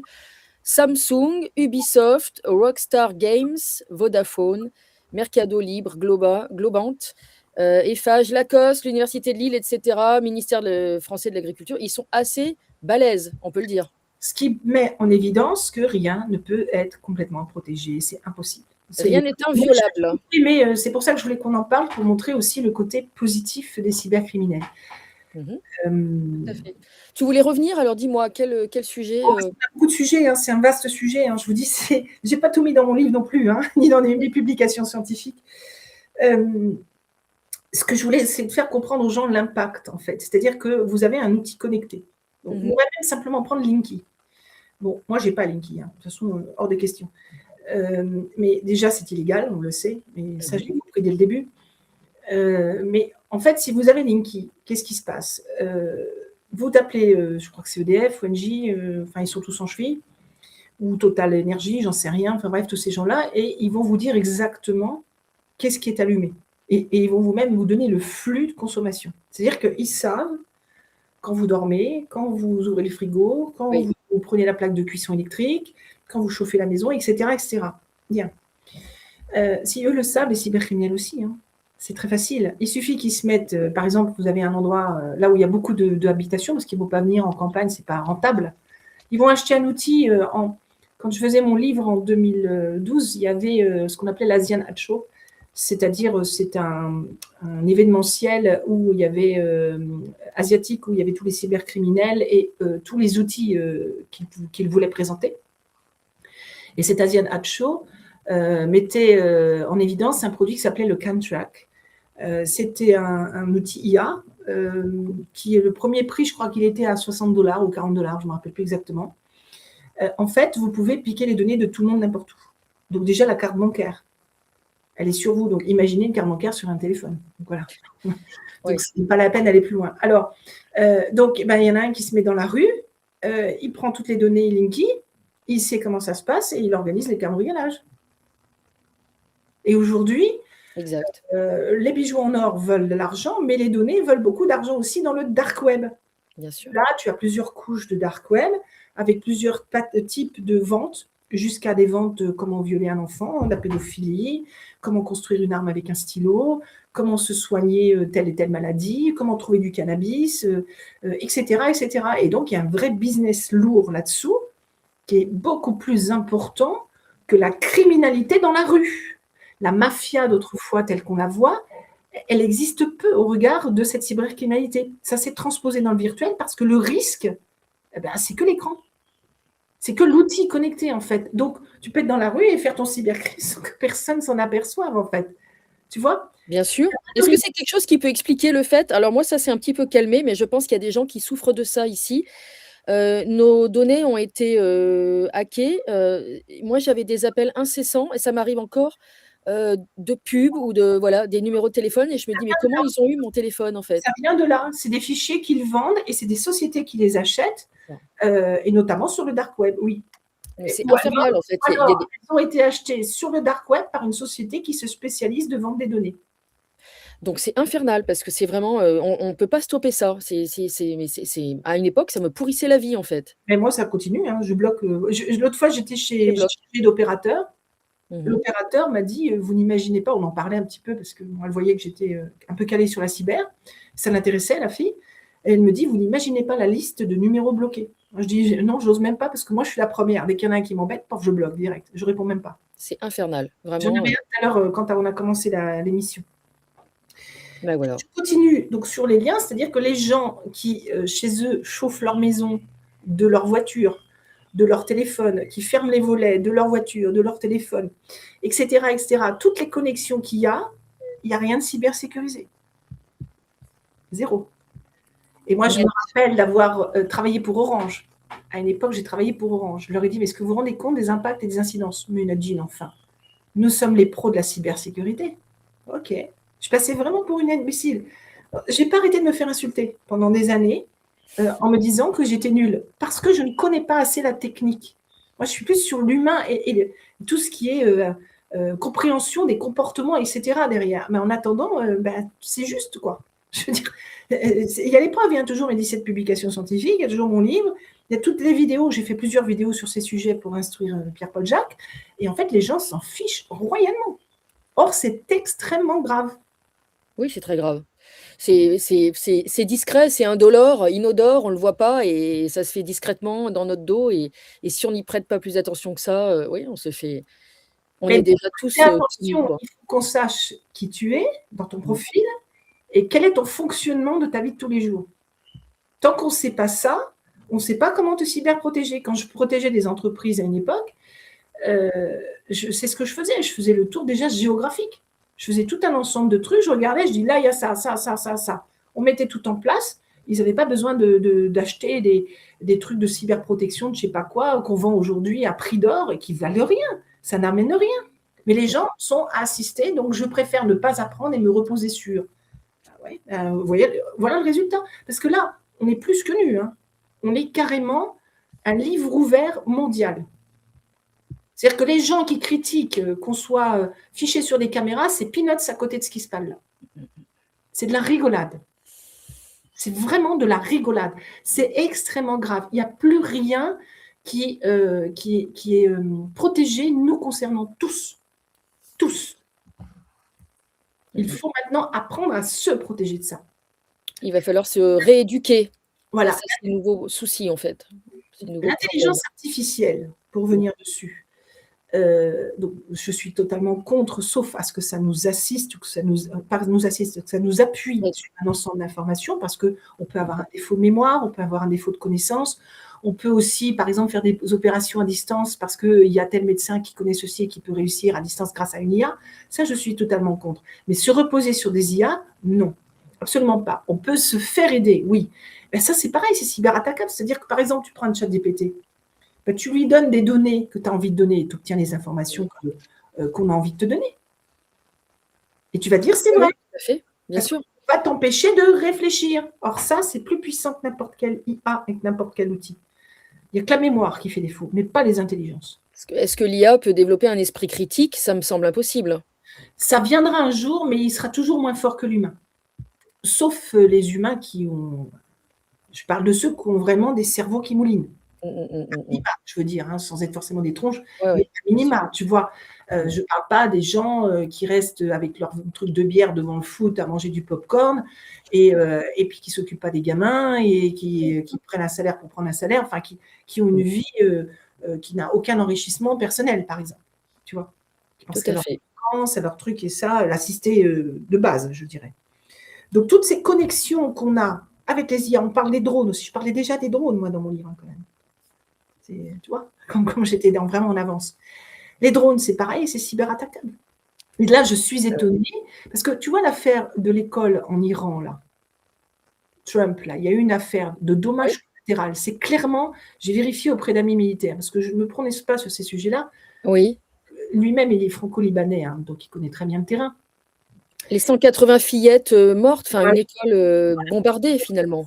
C'est un drone qui, apparemment, c'est un dommage collatéral de bombe ou je ne sais pas quoi, un truc. Trump fait une enquête dessus. Tout ça, j'ai vérifié, j'ai les informations. Il n'est pas content, c'était pas du tout prévu. Pas du tout. Oui, parce que là, franchement, ça ne joue pas du tout en sa faveur, c'est le moins qu'on puisse dire. C'est pas dans son profil. Donc, on ne peut pas sauver les enfants d'un côté pour les attaquer de l'autre. Donc, les gens, là, encore une fois, ne réfléchissent pas. Qu'est-ce qui s'est passé derrière pour que ça provoque ça?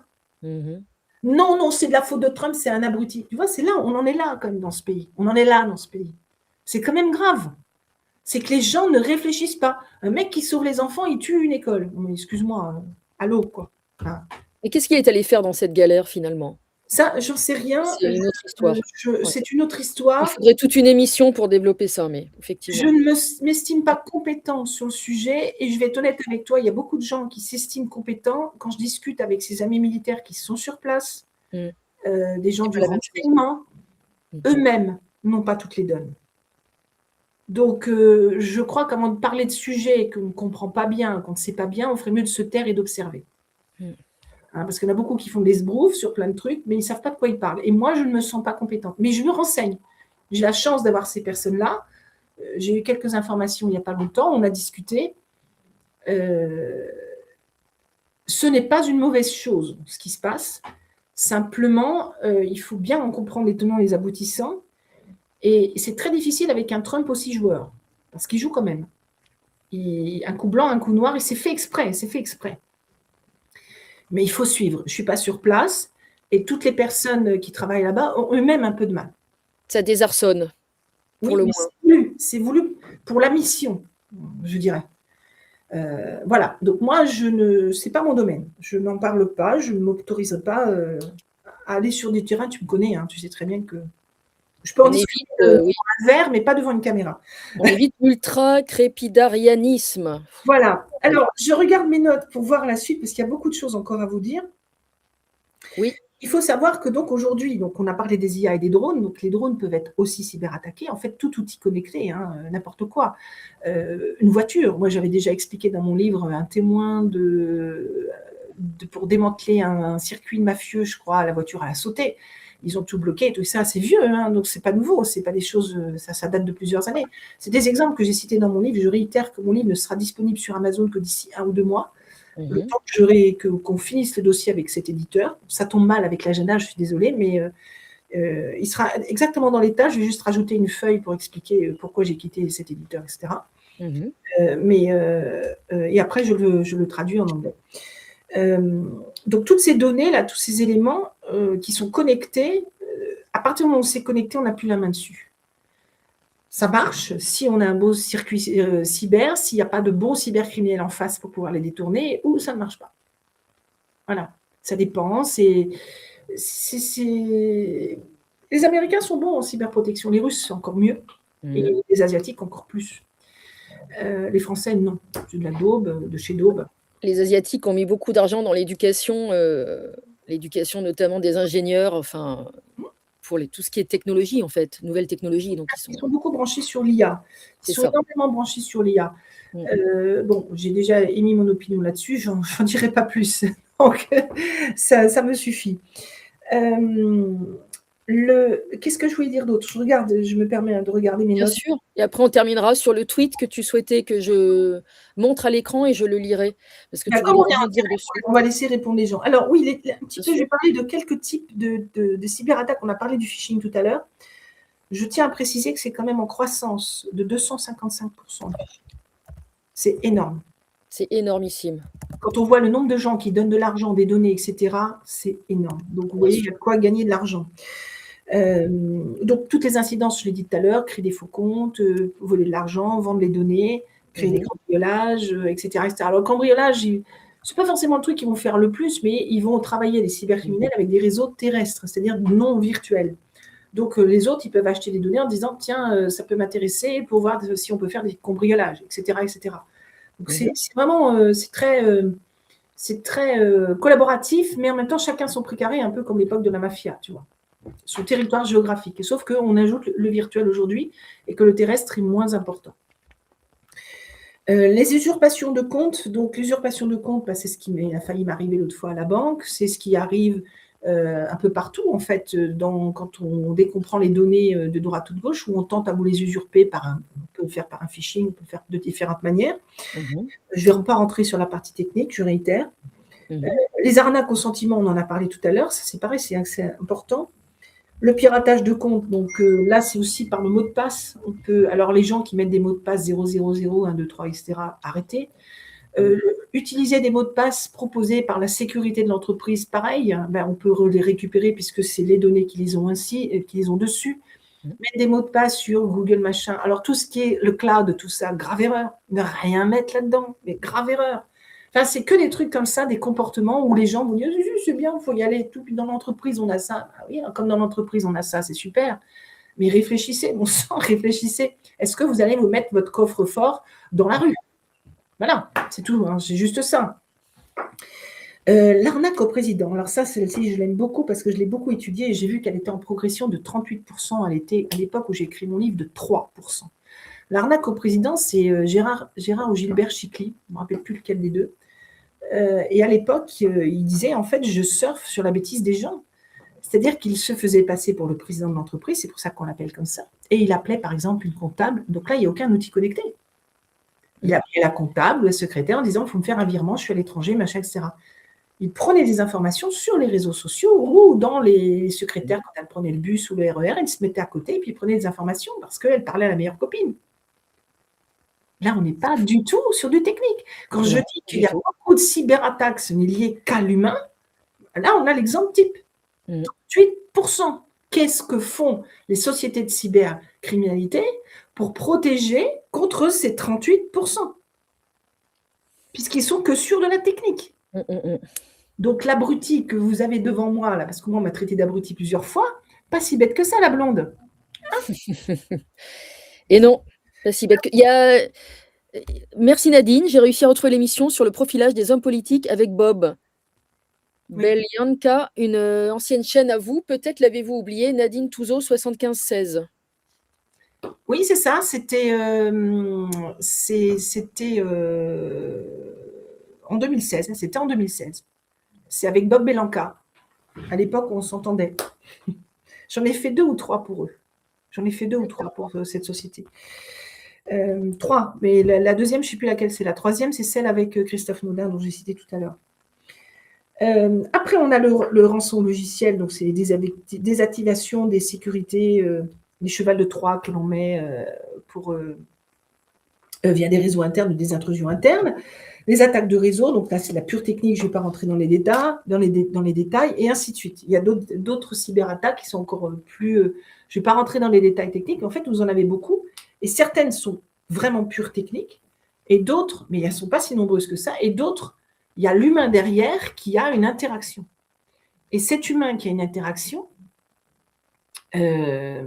c'est aussi le comportement de la personne, comment elle va réagir face à la cyberattaque. Et selon la cyberattaque. Et alors, plus ça peut paraître... Oh, j'ai ouvert un email par erreur. Alors ça, c'est le truc le plus courant. Mais si c'était que ça, on n'aurait pas tous les problèmes qu'on a aujourd'hui. Bien sûr. Parce que beaucoup de gens ont compris qu'il ne faut plus ouvrir des emails par erreur. Oui. Et toutes ces données qui sont vendues, elles servent énormément aussi aux sociétés qui travaillent sur l'ingénierie sociale et qui sont d'ailleurs de plus en plus nombreuses. J'en parlais hier lors d'une émission avec Yann Charrier, psychologue, qui a parlé de manipulation mentale. On a parlé de techniques de manipulation des masses, telles que celles faites à Guantanamo, hein, évidemment. Donc, il y avait des parallèles qui ont été établis. Et en fait, ce nombre de sociétés est en pleine explosion dans le monde entier. Et donc, je pense que pour eux, c'est une manne d'informations. Et c'est pour ça qu'il y a de plus en plus de cyberattaques, c'est parce qu'il faut remplir les fichiers. C'est ça. Et c'est une façon derrière de pouvoir manipuler l'opinion et la personne en question en disant, voilà, il a telle maladie, ou il part en vacances de telle manière, ou il achète ceci ou cela, donc on va créer des produits pour que ces personnes, on leur donne des trucs, facilités et tout, mais en même temps pour les manipuler. Bien sûr, ça permet d'établir des statistiques, de connaître nos comportements, nos profils psychologiques et cetera. C'est oui, de tout connaître de notre vie. En fait, on est vraiment nus, hein, je réitère, on est vraiment nus. Moi, je Mmh. noie beaucoup le poisson. Mais vous faites un truc tout bête. Vous voulez prendre un avion pour aller à Rome, par exemple. Mmh mh. Donc vous allez chercher le meilleur prix et puis vous allez peut-être déjeuner, dîner ou travailler, vous reprenez dessus. Moi, ça m'arrivait souvent à une époque. Je voyage plus maintenant, ça me gonfle, leur truc là, il faut tout contrôler, mais ça commence à me gonfler. Je prends que la voiture, ça ira bien comme ça. Tu mets plus de temps, des fois, dans un aéroport que d'y aller en voiture.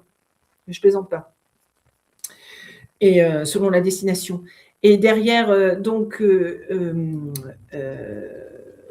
tu fais une pause, quoi, en gros. Et puis tu reviens dessus, tu vas voir ton prix, c'est plus le même.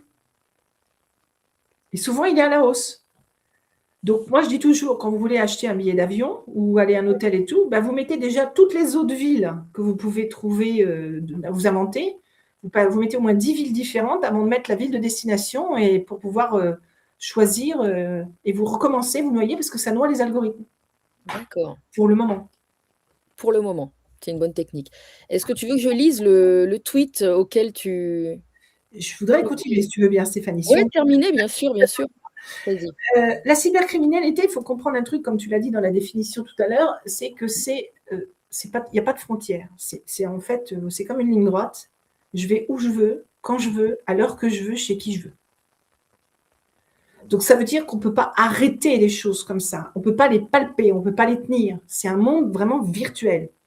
Par contre, il y a bien un humain derrière, voire plusieurs humains, voire des groupes d'humains. Ça peut arriver aussi qui ne travaillent pas forcément au même endroit. Ils savent très bien travailler en réseau à distance. Il y a des bons films là-dessus. Il y en a un, c'est un Die Hard avec Willis. Bruce Willis et le jeune là, je ne sais plus quel Die Hard c'est, Mmh mh. où un jeune hacker, en fait, il y en a qui se font tuer et pas le dernier. Ben, c'est exactement ça. Ce film-là, tel qu'on le voit, là, quand j'ai vu ce film, j'ai dit là, il représente vraiment bien la typologie des cybercriminels. Je parle surtout des Black Hat. Hein. Plus, Mmh. les Whites, c'est différent parce que c'est un peu comme des petites mains, si tu préfères. Ils sont souvent payés et du reste pour faire du phishing. Ça finance aussi le terrorisme, il faut savoir. Ah oui, oui, ça ne m'étonne pas du tout. Ça finance toutes les armes, toutes les malversations terroristes. Hein. Ah bah, c'est ce qui était dit dans la définition que j'ai lue en introduction, effectivement, ouais. Exact. Ouais. Donc voilà. Donc c'est sans frontières et impalpable. Donc à partir du moment où c'est sans frontières et impalpable, vous êtes palpable. Et vous avez une géolocalisation qui est donnée et qui peut bouger en fonction de ce que vous faites dans votre vie. Nous sommes totalement vulnérables. Voilà, exactement. Donc il faut bien comprendre cet univers et comment ça se passe et à qui on a affaire en face de nous. Mmh. Je me permets de continuer. Les élections. Les élections. Mmh. J'avais dit depuis longtemps qu'il y avait des élections truquées. Déjà, je savais, puisque je répète que j'ai un père qui était dans la défense, Mmh. donc pas que dans la défense, mais entre autres, et à très haut niveau, que déjà Mitterrand faisait voter les morts. Oui, Encore dernièrement. Ça, c'est une vieille technique. tu l'as Mais déjà dit, ouais. Dominion, j'en ai bien souvent parlé de Dominion. Ça fait très longtemps que j'en parle de Dominion. Et ça fait longtemps que je dis que les élections sont truquées. Et je l'ai vécu dans mon ancien village où je vivais en Bretagne. On l'a vécu à plusieurs habitants. Les résultats n'étaient pas les mêmes que ceux qui ont été affichés. Ça, c'était la première élection de Macron. Donc, les élections, c'est extrêmement facile d'en faire ce qu'on veut parce que même si vous envoyez les éléments par SMS, sans passer par un outil autre connecté que celui qui est Dominion ou son petit copain, on en fera ce qu'on veut en termes de données. Ce pourquoi je ne vote plus depuis longtemps, d'abord parce que de toute façon, ils s'en foutent de ce que je peux penser, puisqu'ils ne vont pas faire ce pourquoi j'ai voté. Hein, ils vont changer d'avis et ainsi de suite, mais surtout parce que je sais que c'est truqué. Voilà. Donc, quand les gens se battent pour des élections, je ne sais pas si vous avez compris là aux dernières municipales. Ouais. Je ne sais pas, qu'est-ce qu'il vous faut pour comprendre? C'est ce qu'on appelle la schismogenèse, hein, c'est le fameux diviser. Oh, puis là, c'est quand même. Hein. Voilà, le classique. Donc, l'effet domino, j'en ai parlé. Je continue à lire mes notes. Je vais au plus vite pour ne pas vous faire perdre trop de temps. Ça, je l'ai dit. Il y a Luc qui dit que sur Marseille, c'était le cas encore la semaine dernière, il y a des personnes de plus de 100 ans décédées Mmh. qui ont dû, je sais pas, sortir de leur tombe pour aller voter, Oui, c'est ça. certainement. Oui, C'est courant, oui. Puis ils ont dû peut-être avoir même plusieurs votes dans plusieurs communes. c'est Parce qu'on les ça. met dans les anciennes communes, et cetera. Et les données servent à ça aussi. Qu'est-ce Bah que oui, je peux prendre et analyser pour faire passer tel et tel candidat? C'est aussi pour la politique, il ne faut pas c'est ça. croire, hein. Bah, quand ils sortent du cimetière, c'est pas pour rien, ils en profitent pour se balader, de ville en ville. Donc, comme on l'a dit, les cyberattaques sont un business, Mmh. un gros business, the business, où énormément de gens se mettent dedans parce que c'est un business facile. Et d'autant plus facile, c'est qu'en face, il n'y a pas la formation, on l'a vu pour le militaire déjà, en Mmh. tant qu'utilisateur, Oui, si en tant qu'investigateur, en tant qu'enquêteur. Parce qu'ils vont se baser que sur la technique. ça Donc, c'est toutes les fou. séries télévisées que vous voyez là, qui mettent des trucs, c'est du bullshit. Excusez-moi Mmh. d'être vulgaire, j'utilise beaucoup ce mot, mais je Oui, crois que comme ça tout le monde comprend, c'est plus clair, c'est peut-être pas très élégant, mais au moins c'est dit. en Et anglais ça passe. oui, voilà, on va dire ça. Mais parce que Mmh. c'est n'importe quoi. Il n'y a pas de formation, même au niveau de la justice. La formation est faite, je me rappelle, sur des dossiers qu'on amenait complets, justement, avec ce partenaire là, militaire. On amenait des dossiers complets, complets, devant les juges et tout. C'était classement vertical, parce qu'ils ne comprenaient rien. Mmh. Et j'ai eu pas mal de policiers et de gendarmes qui m'ont dit moi, je suis un cadre, je donne des formations, je suis le meilleur, etc. Je n'ai jamais rien dit, je ne voulais pas les blesser. Mais quand j'entendais ce qu'ils me disaient, etc., je voyais bien que c'était que du répété, copier-coller de tout ce qu'on leur a appris. Ce n'est pas eux qui étaient mauvais en soi, c'est ce qu'on leur a appris et ils pensaient faire bien. Mmh. Mais on n'est même pas à 10% de ce qu'il faut vraiment faire en cybercriminalité en Ils ont France. plusieurs temps d'avance sur nous, bien sûr. Bah, c'est tellement facile. En plus, on est tellement dans un pays de médiocrité dans tous les domaines. Ah beh, c'est sûr que l'informatique, on n'a pas été vraiment formés, hein, ça fait pas partie du programme et pourtant ça peut être intéressant d'accroître ses connaissances dans ce domaine. Ah Parce qu'on ben, est tellement dépendant de ça maintenant que ça deviendrait presque urgent d'apprendre à c'est s'en pour ça que servir. j'ai fait ce livre, c'est pour ça que j'ai avisé. Je me rappelle de la réflexion de Christophe Naudin qui m'a dit: «Ton livre m'a énormément interpellée», que Mmh. spécialiste dans l'avionnautique. Il me dit: «En plus, tu parles des drones, donc c'est quand même pas rien». Oui. Toujours est-il, c'est Mmh. qu'il a trouvé ça extrêmement passionnant parce que je lui ai dit: «Est-ce que ça tient la route mon livre ou pas?» Lui, il en a tellement écrit. Il me dit: «Mais c'est un sacré bouquin» et j'ai rencontré des gens, des militaires qui ont lu mon livre ou des gens de la défense qui ont lu mon livre. Ils l'ont surnommé la Bible et c'est même écrit, paraît-il, sur les commentaires Amazon. Ce livre est une Bible. Si j'ai donné mon savoir, j'ai été extrêmement critiquée d'avoir donné mon savoir, puisque mes théories scientifiques, enfin 5 de mes théories scientifiques, parce que j'en ai plus encore, mais j'ai arrêté de le faire parce que je m'ennuie, hein, je n'ai pas de répondant en face de moi. Elles sont sur mon site web où j'explique les modus operandi, dans le virtuel, comment ça se passe. Alors évidemment, je ne donne pas tout.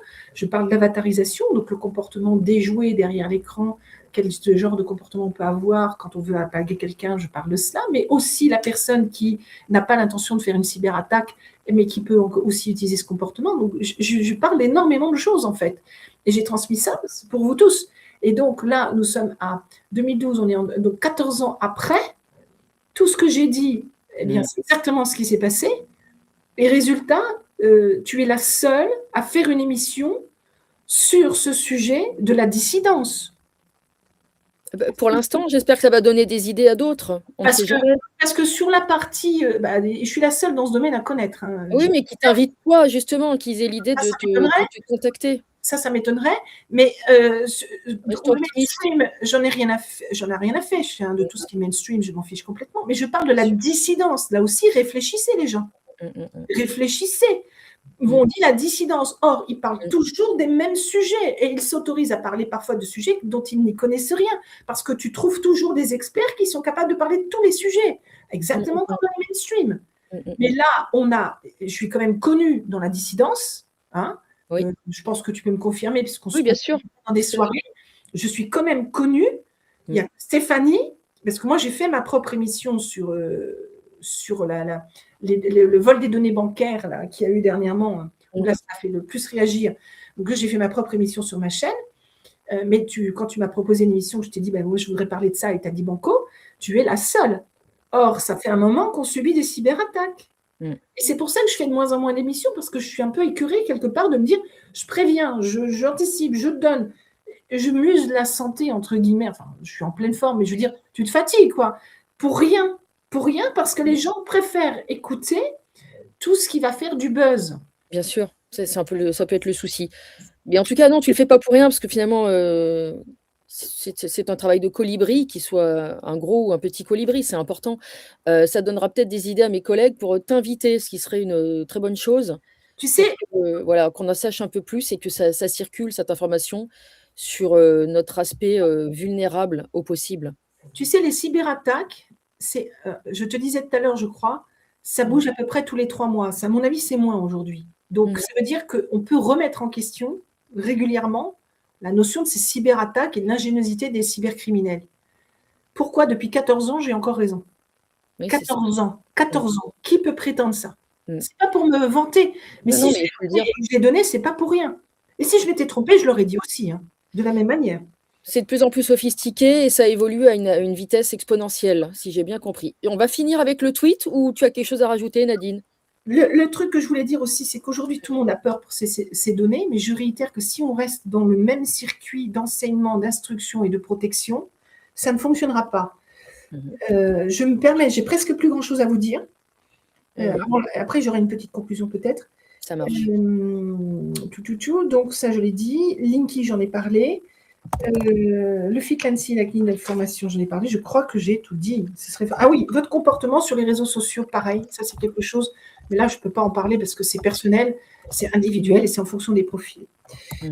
Euh, j'ai une petite phrase à me poser comme question, c'est est-ce que l'abrutissement est là? Est-ce qu'on doit tout démontrer aux gens en France pour qu'ils réagissent et mâcher le travail comme pour un bébé qui apprend à marcher? Et Mmh. encore, il y a le côté instinct. Je me pose ces questions-là pour que les gens se réveillent. Parce que bon, on parle de cybercriminalité, mais Bien tous sûr. les incidents sont extrêmement graves, vraiment, vraiment extrêmement graves. Et je me pose cette question, et c'est une question que je pose même peut-être aux auditeurs, avant de passer à ton tweet, enfin, Bien sûr. qui est un tweet que j'ai trouvé. Oui, c'est plutôt le tien. Et Très j'aimerais que ce modeste. soit les auditeurs, puisqu'on est en direct, et toi-même, qui réagissaient sur ce tweet. Parce que moi, je connais la réponse, mais j'aimerais que vous réagissiez là-dessus, au regard de tout ce qu'on vient de dire. Alors, déjà, je vais le lire parce qu'il est un peu petit, hein, c'est ça, il est pas très lisible. Alors, un tweet de Sax qui se définit comme gentil hacker et engagé, speaker à forte valeur ajoutée, cyberdiplomate, et président de la FF Fuite d'eau données, Fédération française de fuite d'eau données, et mentor de la Guardia SS épicurien. Alors, il dit: «Je vais encore pousser mon coup de gueule et pour cause. Arrêtez de minimiser les fuites de données dans vos communiqués. La région Occitanie qui s'est fait pirater ne trouve rien de mieux à dire que les premières analyses immédiatement mises en œuvre confirment qu'aucune donnée sensible n'a été compromise. Les données susceptibles d'avoir été exposées sont de type nom, prénom, date de naissance, courriel, numéro de téléphone. Aucune donnée sensible. Donc la région Occitanie juge qu'avoir toute l'identité de jeunes, dont de nombreux mineurs, n'est pas sensible. Au-delà de cela, on a aussi les informations sur les parents, plus la photo des enfants. Aussi, on peut facilement faire chanter les parents ou pire encore, faire des deepfakes pédopornographiques avec la photo de ces mineurs. Je ne parle même pas aussi de certains détraqués qui vont simplement poster ces photos sur des sites pédos. Donc bordel, arrêtez de minimiser, faites-vous accompagner par des professionnels, ça évitera ce genre de sortie de route totale. Vraiment arrêtez, vous ne vous rendez pas compte de l'énormité de tels communiqués. En attendant, la future vie privée de ces enfants, de ces mineurs, de ces jeunes est en danger. Dire qu'on veut interdire les réseaux sociaux aux moins de 15 ans et donc obliger tout le monde à présenter sa pièce d'identité ou un selfie, c'est de la folie, je le crie. Protégeons déjà la base de nos systèmes totalement troués. Cyberment vôtre, Saxe. Voilà, je vous laisse réagir au regard de tout ce qui a été dit, parce que je pense que ça a été un résumé complet. Ce n'est qu'un résumé, bien évidemment, mais j'ai essayé de travailler sur tous les axes. Qu'en pensez-vous? Réagissez. Voilà, je ne vois pas trop de commentaires là. Ludwig. Et Alors, Stéphanie réagit aussi à ça. Parce qu'en fait, on se rend compte que la plupart des gens, comme la société comptable pour qui je travaille, qui a dit clairement, oh, vous inquiétez pas, la société cyber gère. Donc en fait, c'est la patate chaude, c'est l'histoire de la patate chaude. Tout va bien, Madame la Marquise. ce n'est rien, ça va bien se passer. Oui, c'est ça. Des comme on dit, vulgairement, là, encore une fois, démerdons zizi. C'est exactement ça. Donc voilà, et en fait, ça aussi, c'est côté un peu assistana, où on va gérer comme ça va se présenter et on n'en a rien à faire. On n'est pas dans la proactivité. Et ça, c'est aussi un gros problème que j'ai soulevé à plusieurs reprises au niveau de la défense, ce que notre métier autorise. Il n'y a pas de proactivité. La preuve, c'est que j'ai fait ces travaux de recherche pour être dans la proactivité. Maintenant qu'on a défini cela, qu'on a tous ces trucs-là, qu'est-ce qu'on met en place? Or, on a préféré m'écarter, se moquer de moi, me mettre vraiment tout ce que j'ai pu prendre dans la tête, je crois que je l'ai pris en méchanceté et à me faire douter de mes travaux de recherche. Et au contraire, aux États-Unis, ils ont publié. Quand j'ai eu ma première publication scientifique de publier, elle a été publiée en une journée. En une journée. Il faut souvent 6 mois à 9 mois pour la relecture. En une journée, ma première publication scientifique sur 17. Et les autres, ça a suivi avec très peu de délai. Et beaucoup de gens, j'ai eu 9 propositions de postes pour travailler dans des universités étrangères. Mais comme je suis ce qu'on appelle un freelance researcher, c'est-à-dire que j'appartiens à personne en fait, qu'à moi-même, il n'y a pas de subvention ou de fonds que l'on peut donner de façon à financer une partie de mon salaire. Donc, je n'ai pas pu faire aboutir ces 9 propositions pour travailler uniquement sur mes travaux de recherche. Tu vois, gâchis. voilà. Tu vois pourquoi, à l'aube de mes 61 ans, je me dis, toute cette énergie, tout ce que j'ai donné, alors bah oui, peut-être à titre posthume, mais je crois que c'est mieux de profiter des gens quand ils sont vivants. Bien sûr. Tu as ouvert une école en France, Nadine? Bah, la mienne, oui, j'ai mon école, moi, mais je n'ai pas de vitrine, je n'ai pas. C'est virtuel, entre guillemets. Enfin, elle s'appelle comment? Elle ne s'appelle pas, elle s'appelle moi.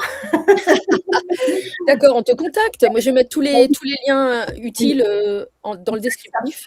Pour expliquer, ça fait 7 fois qu'on a essayé de créer une école, dont une personne que tu connais bien qui était sur le projet qu'on va voir bientôt pour la soirée profession gendarme.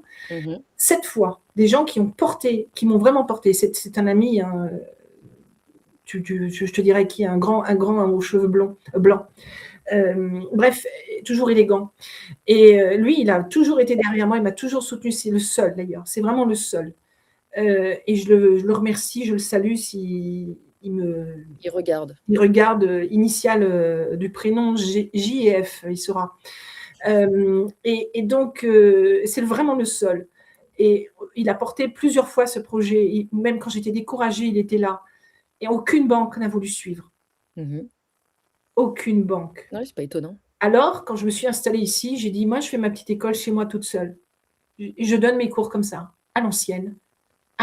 Et ça fonctionne très bien. On a notre premier diplômé profiler cette année et un deuxième qui suit. Et plusieurs diplômés en analyse comportementale.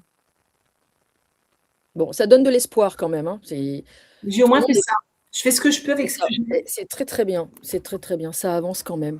Ça va infuser, on va laisser infuser dans les cerveaux. Et je pense que tu pourras être invitée chez des collègues. J'ai bon espoir. Je te laisse le mot de la fin, Nadine, pour ce direct pas prévu. Tant mieux, c'est que ça devait se faire comme ça. Déjà, merci. Ça devait se faire comme ça. Merci à tous ceux qui ont écouté. Merci à toi, Stéphanie, de m'avoir laissé la parole sur un sujet que je trouve extrêmement vital. C'est le plus vital de tous, parce que celui-ci va laisser des traces pendant encore beaucoup, beaucoup, beaucoup d'années. Si vous n'êtes pas cyberattaqué aujourd'hui, vous n'êtes pas à l'abri de l'aide d'ici je ne sais combien de temps. Il y a énormément d'incidences, de choses qui peuvent se passer dans la vie de tout un chacun. Et quand je dis tout un chacun, c'est-à-dire pas uniquement vous, ça peut être votre famille. C'est-à-dire par effet de ricochet, ça peut être un enfant ou quelqu'un d'autre. Et si vous ne faites rien, c'est vous qui devez vous prendre en main et en charge. C'est vous seul. Et il faut découvrir cet univers. Moi, je me rappelle de la première cliente qui m'a appelée, je ne sais plus, il y a quelques mois. Elle me dit, Nadine, j'ai vu les cyberattaques et tout, avant même que je fasse mon émission. J'ai dit oui, je ne suis pas étonnée. Moi, ça fait longtemps que j'en parle, donc je ne suis pas étonnée. Moi, c'est mon quotidien, donc je le savais, j'ai anticipé, donc voilà. Elle me dit, vous faites une formation? Je dis oui, bien sûr, en individuel, hein, c'est des formations individuelles. J'ai bien sûr, il n'y a pas de difficulté. Il faut qu'on évalue un petit peu le cahier des charges vite fait pour que je sache un petit peu, comme je la connais, jusqu'à vous travaillez toujours dans le droit de ça, donc pour voir un petit peu comment ça se passe. Et puis après, il y en a 2, 3, 4 comme ça qui sont arrivés. L'année prochaine ou peut-être cette année, je ferai une formation de groupe, probablement. J'en avais fait une l'année dernière, donc comme il y avait personne, ben, j'ai arrêté. Mais je ne sais pas, on verra. En tout cas, je l'ai fait en individuel pour le moment et c'est pas plus mal parce que c'est chaque cas unique. Il faut Oui. vraiment évaluer l'environnement. Et il faut vraiment, comment dire, prendre conscience surtout qui je suis, qu'est-ce que j'ai en face de moi, qu'est-ce que j'ai et qui que j'ai en face de moi. Même si ce sont des petits cybercriminels, c'est-à-dire des white hats, des gens qui vont faire du phishing, d'un consentiment et tout comme ça, ils travaillent pour des réseaux. Ils travaillent pour des environnements, des instances ou tout un ensemble de choses qui vont nous nuire d'une manière ou d'une autre. Et si ce n'est pas aujourd'hui, ben, ce sera je ne sais pas quand. Oui, surtout L'Iran que s'arrêtera un jour. Macron. bien sûr, nos vies vont être de plus en plus digitalisées, pour utiliser un terme à la mode. Voilà, le pire, c'est que là, en plus, la TVA va être digitalisée en septembre. J'ai des clients commissaires aux comptes qui m'ont expliqué. La Tout facture va être électronique. digitalisé. Tout, voilà, tout va être électronique. Ok, super, très bien. Alors là, je ne vous raconte même pas le BINS. Je vous raconte même. Mais plus on digitalise, pire ce sera. Mais je réitère, l'Iran s'arrêtera, Macron partira, tout ce que vous voulez. Ça, non. Ça, c'est même après votre mort, probablement. C'est très, très, très grave. Oui. Voilà pourquoi j'avais voulu donner mon savoir. Merci beaucoup à toi, Nadine. Et à Merci. très bientôt sur Tribune Libre, Avec plaisir. en direct ou en différé. Bonsoir à tous en tout cas, et puis protégez-vous bien.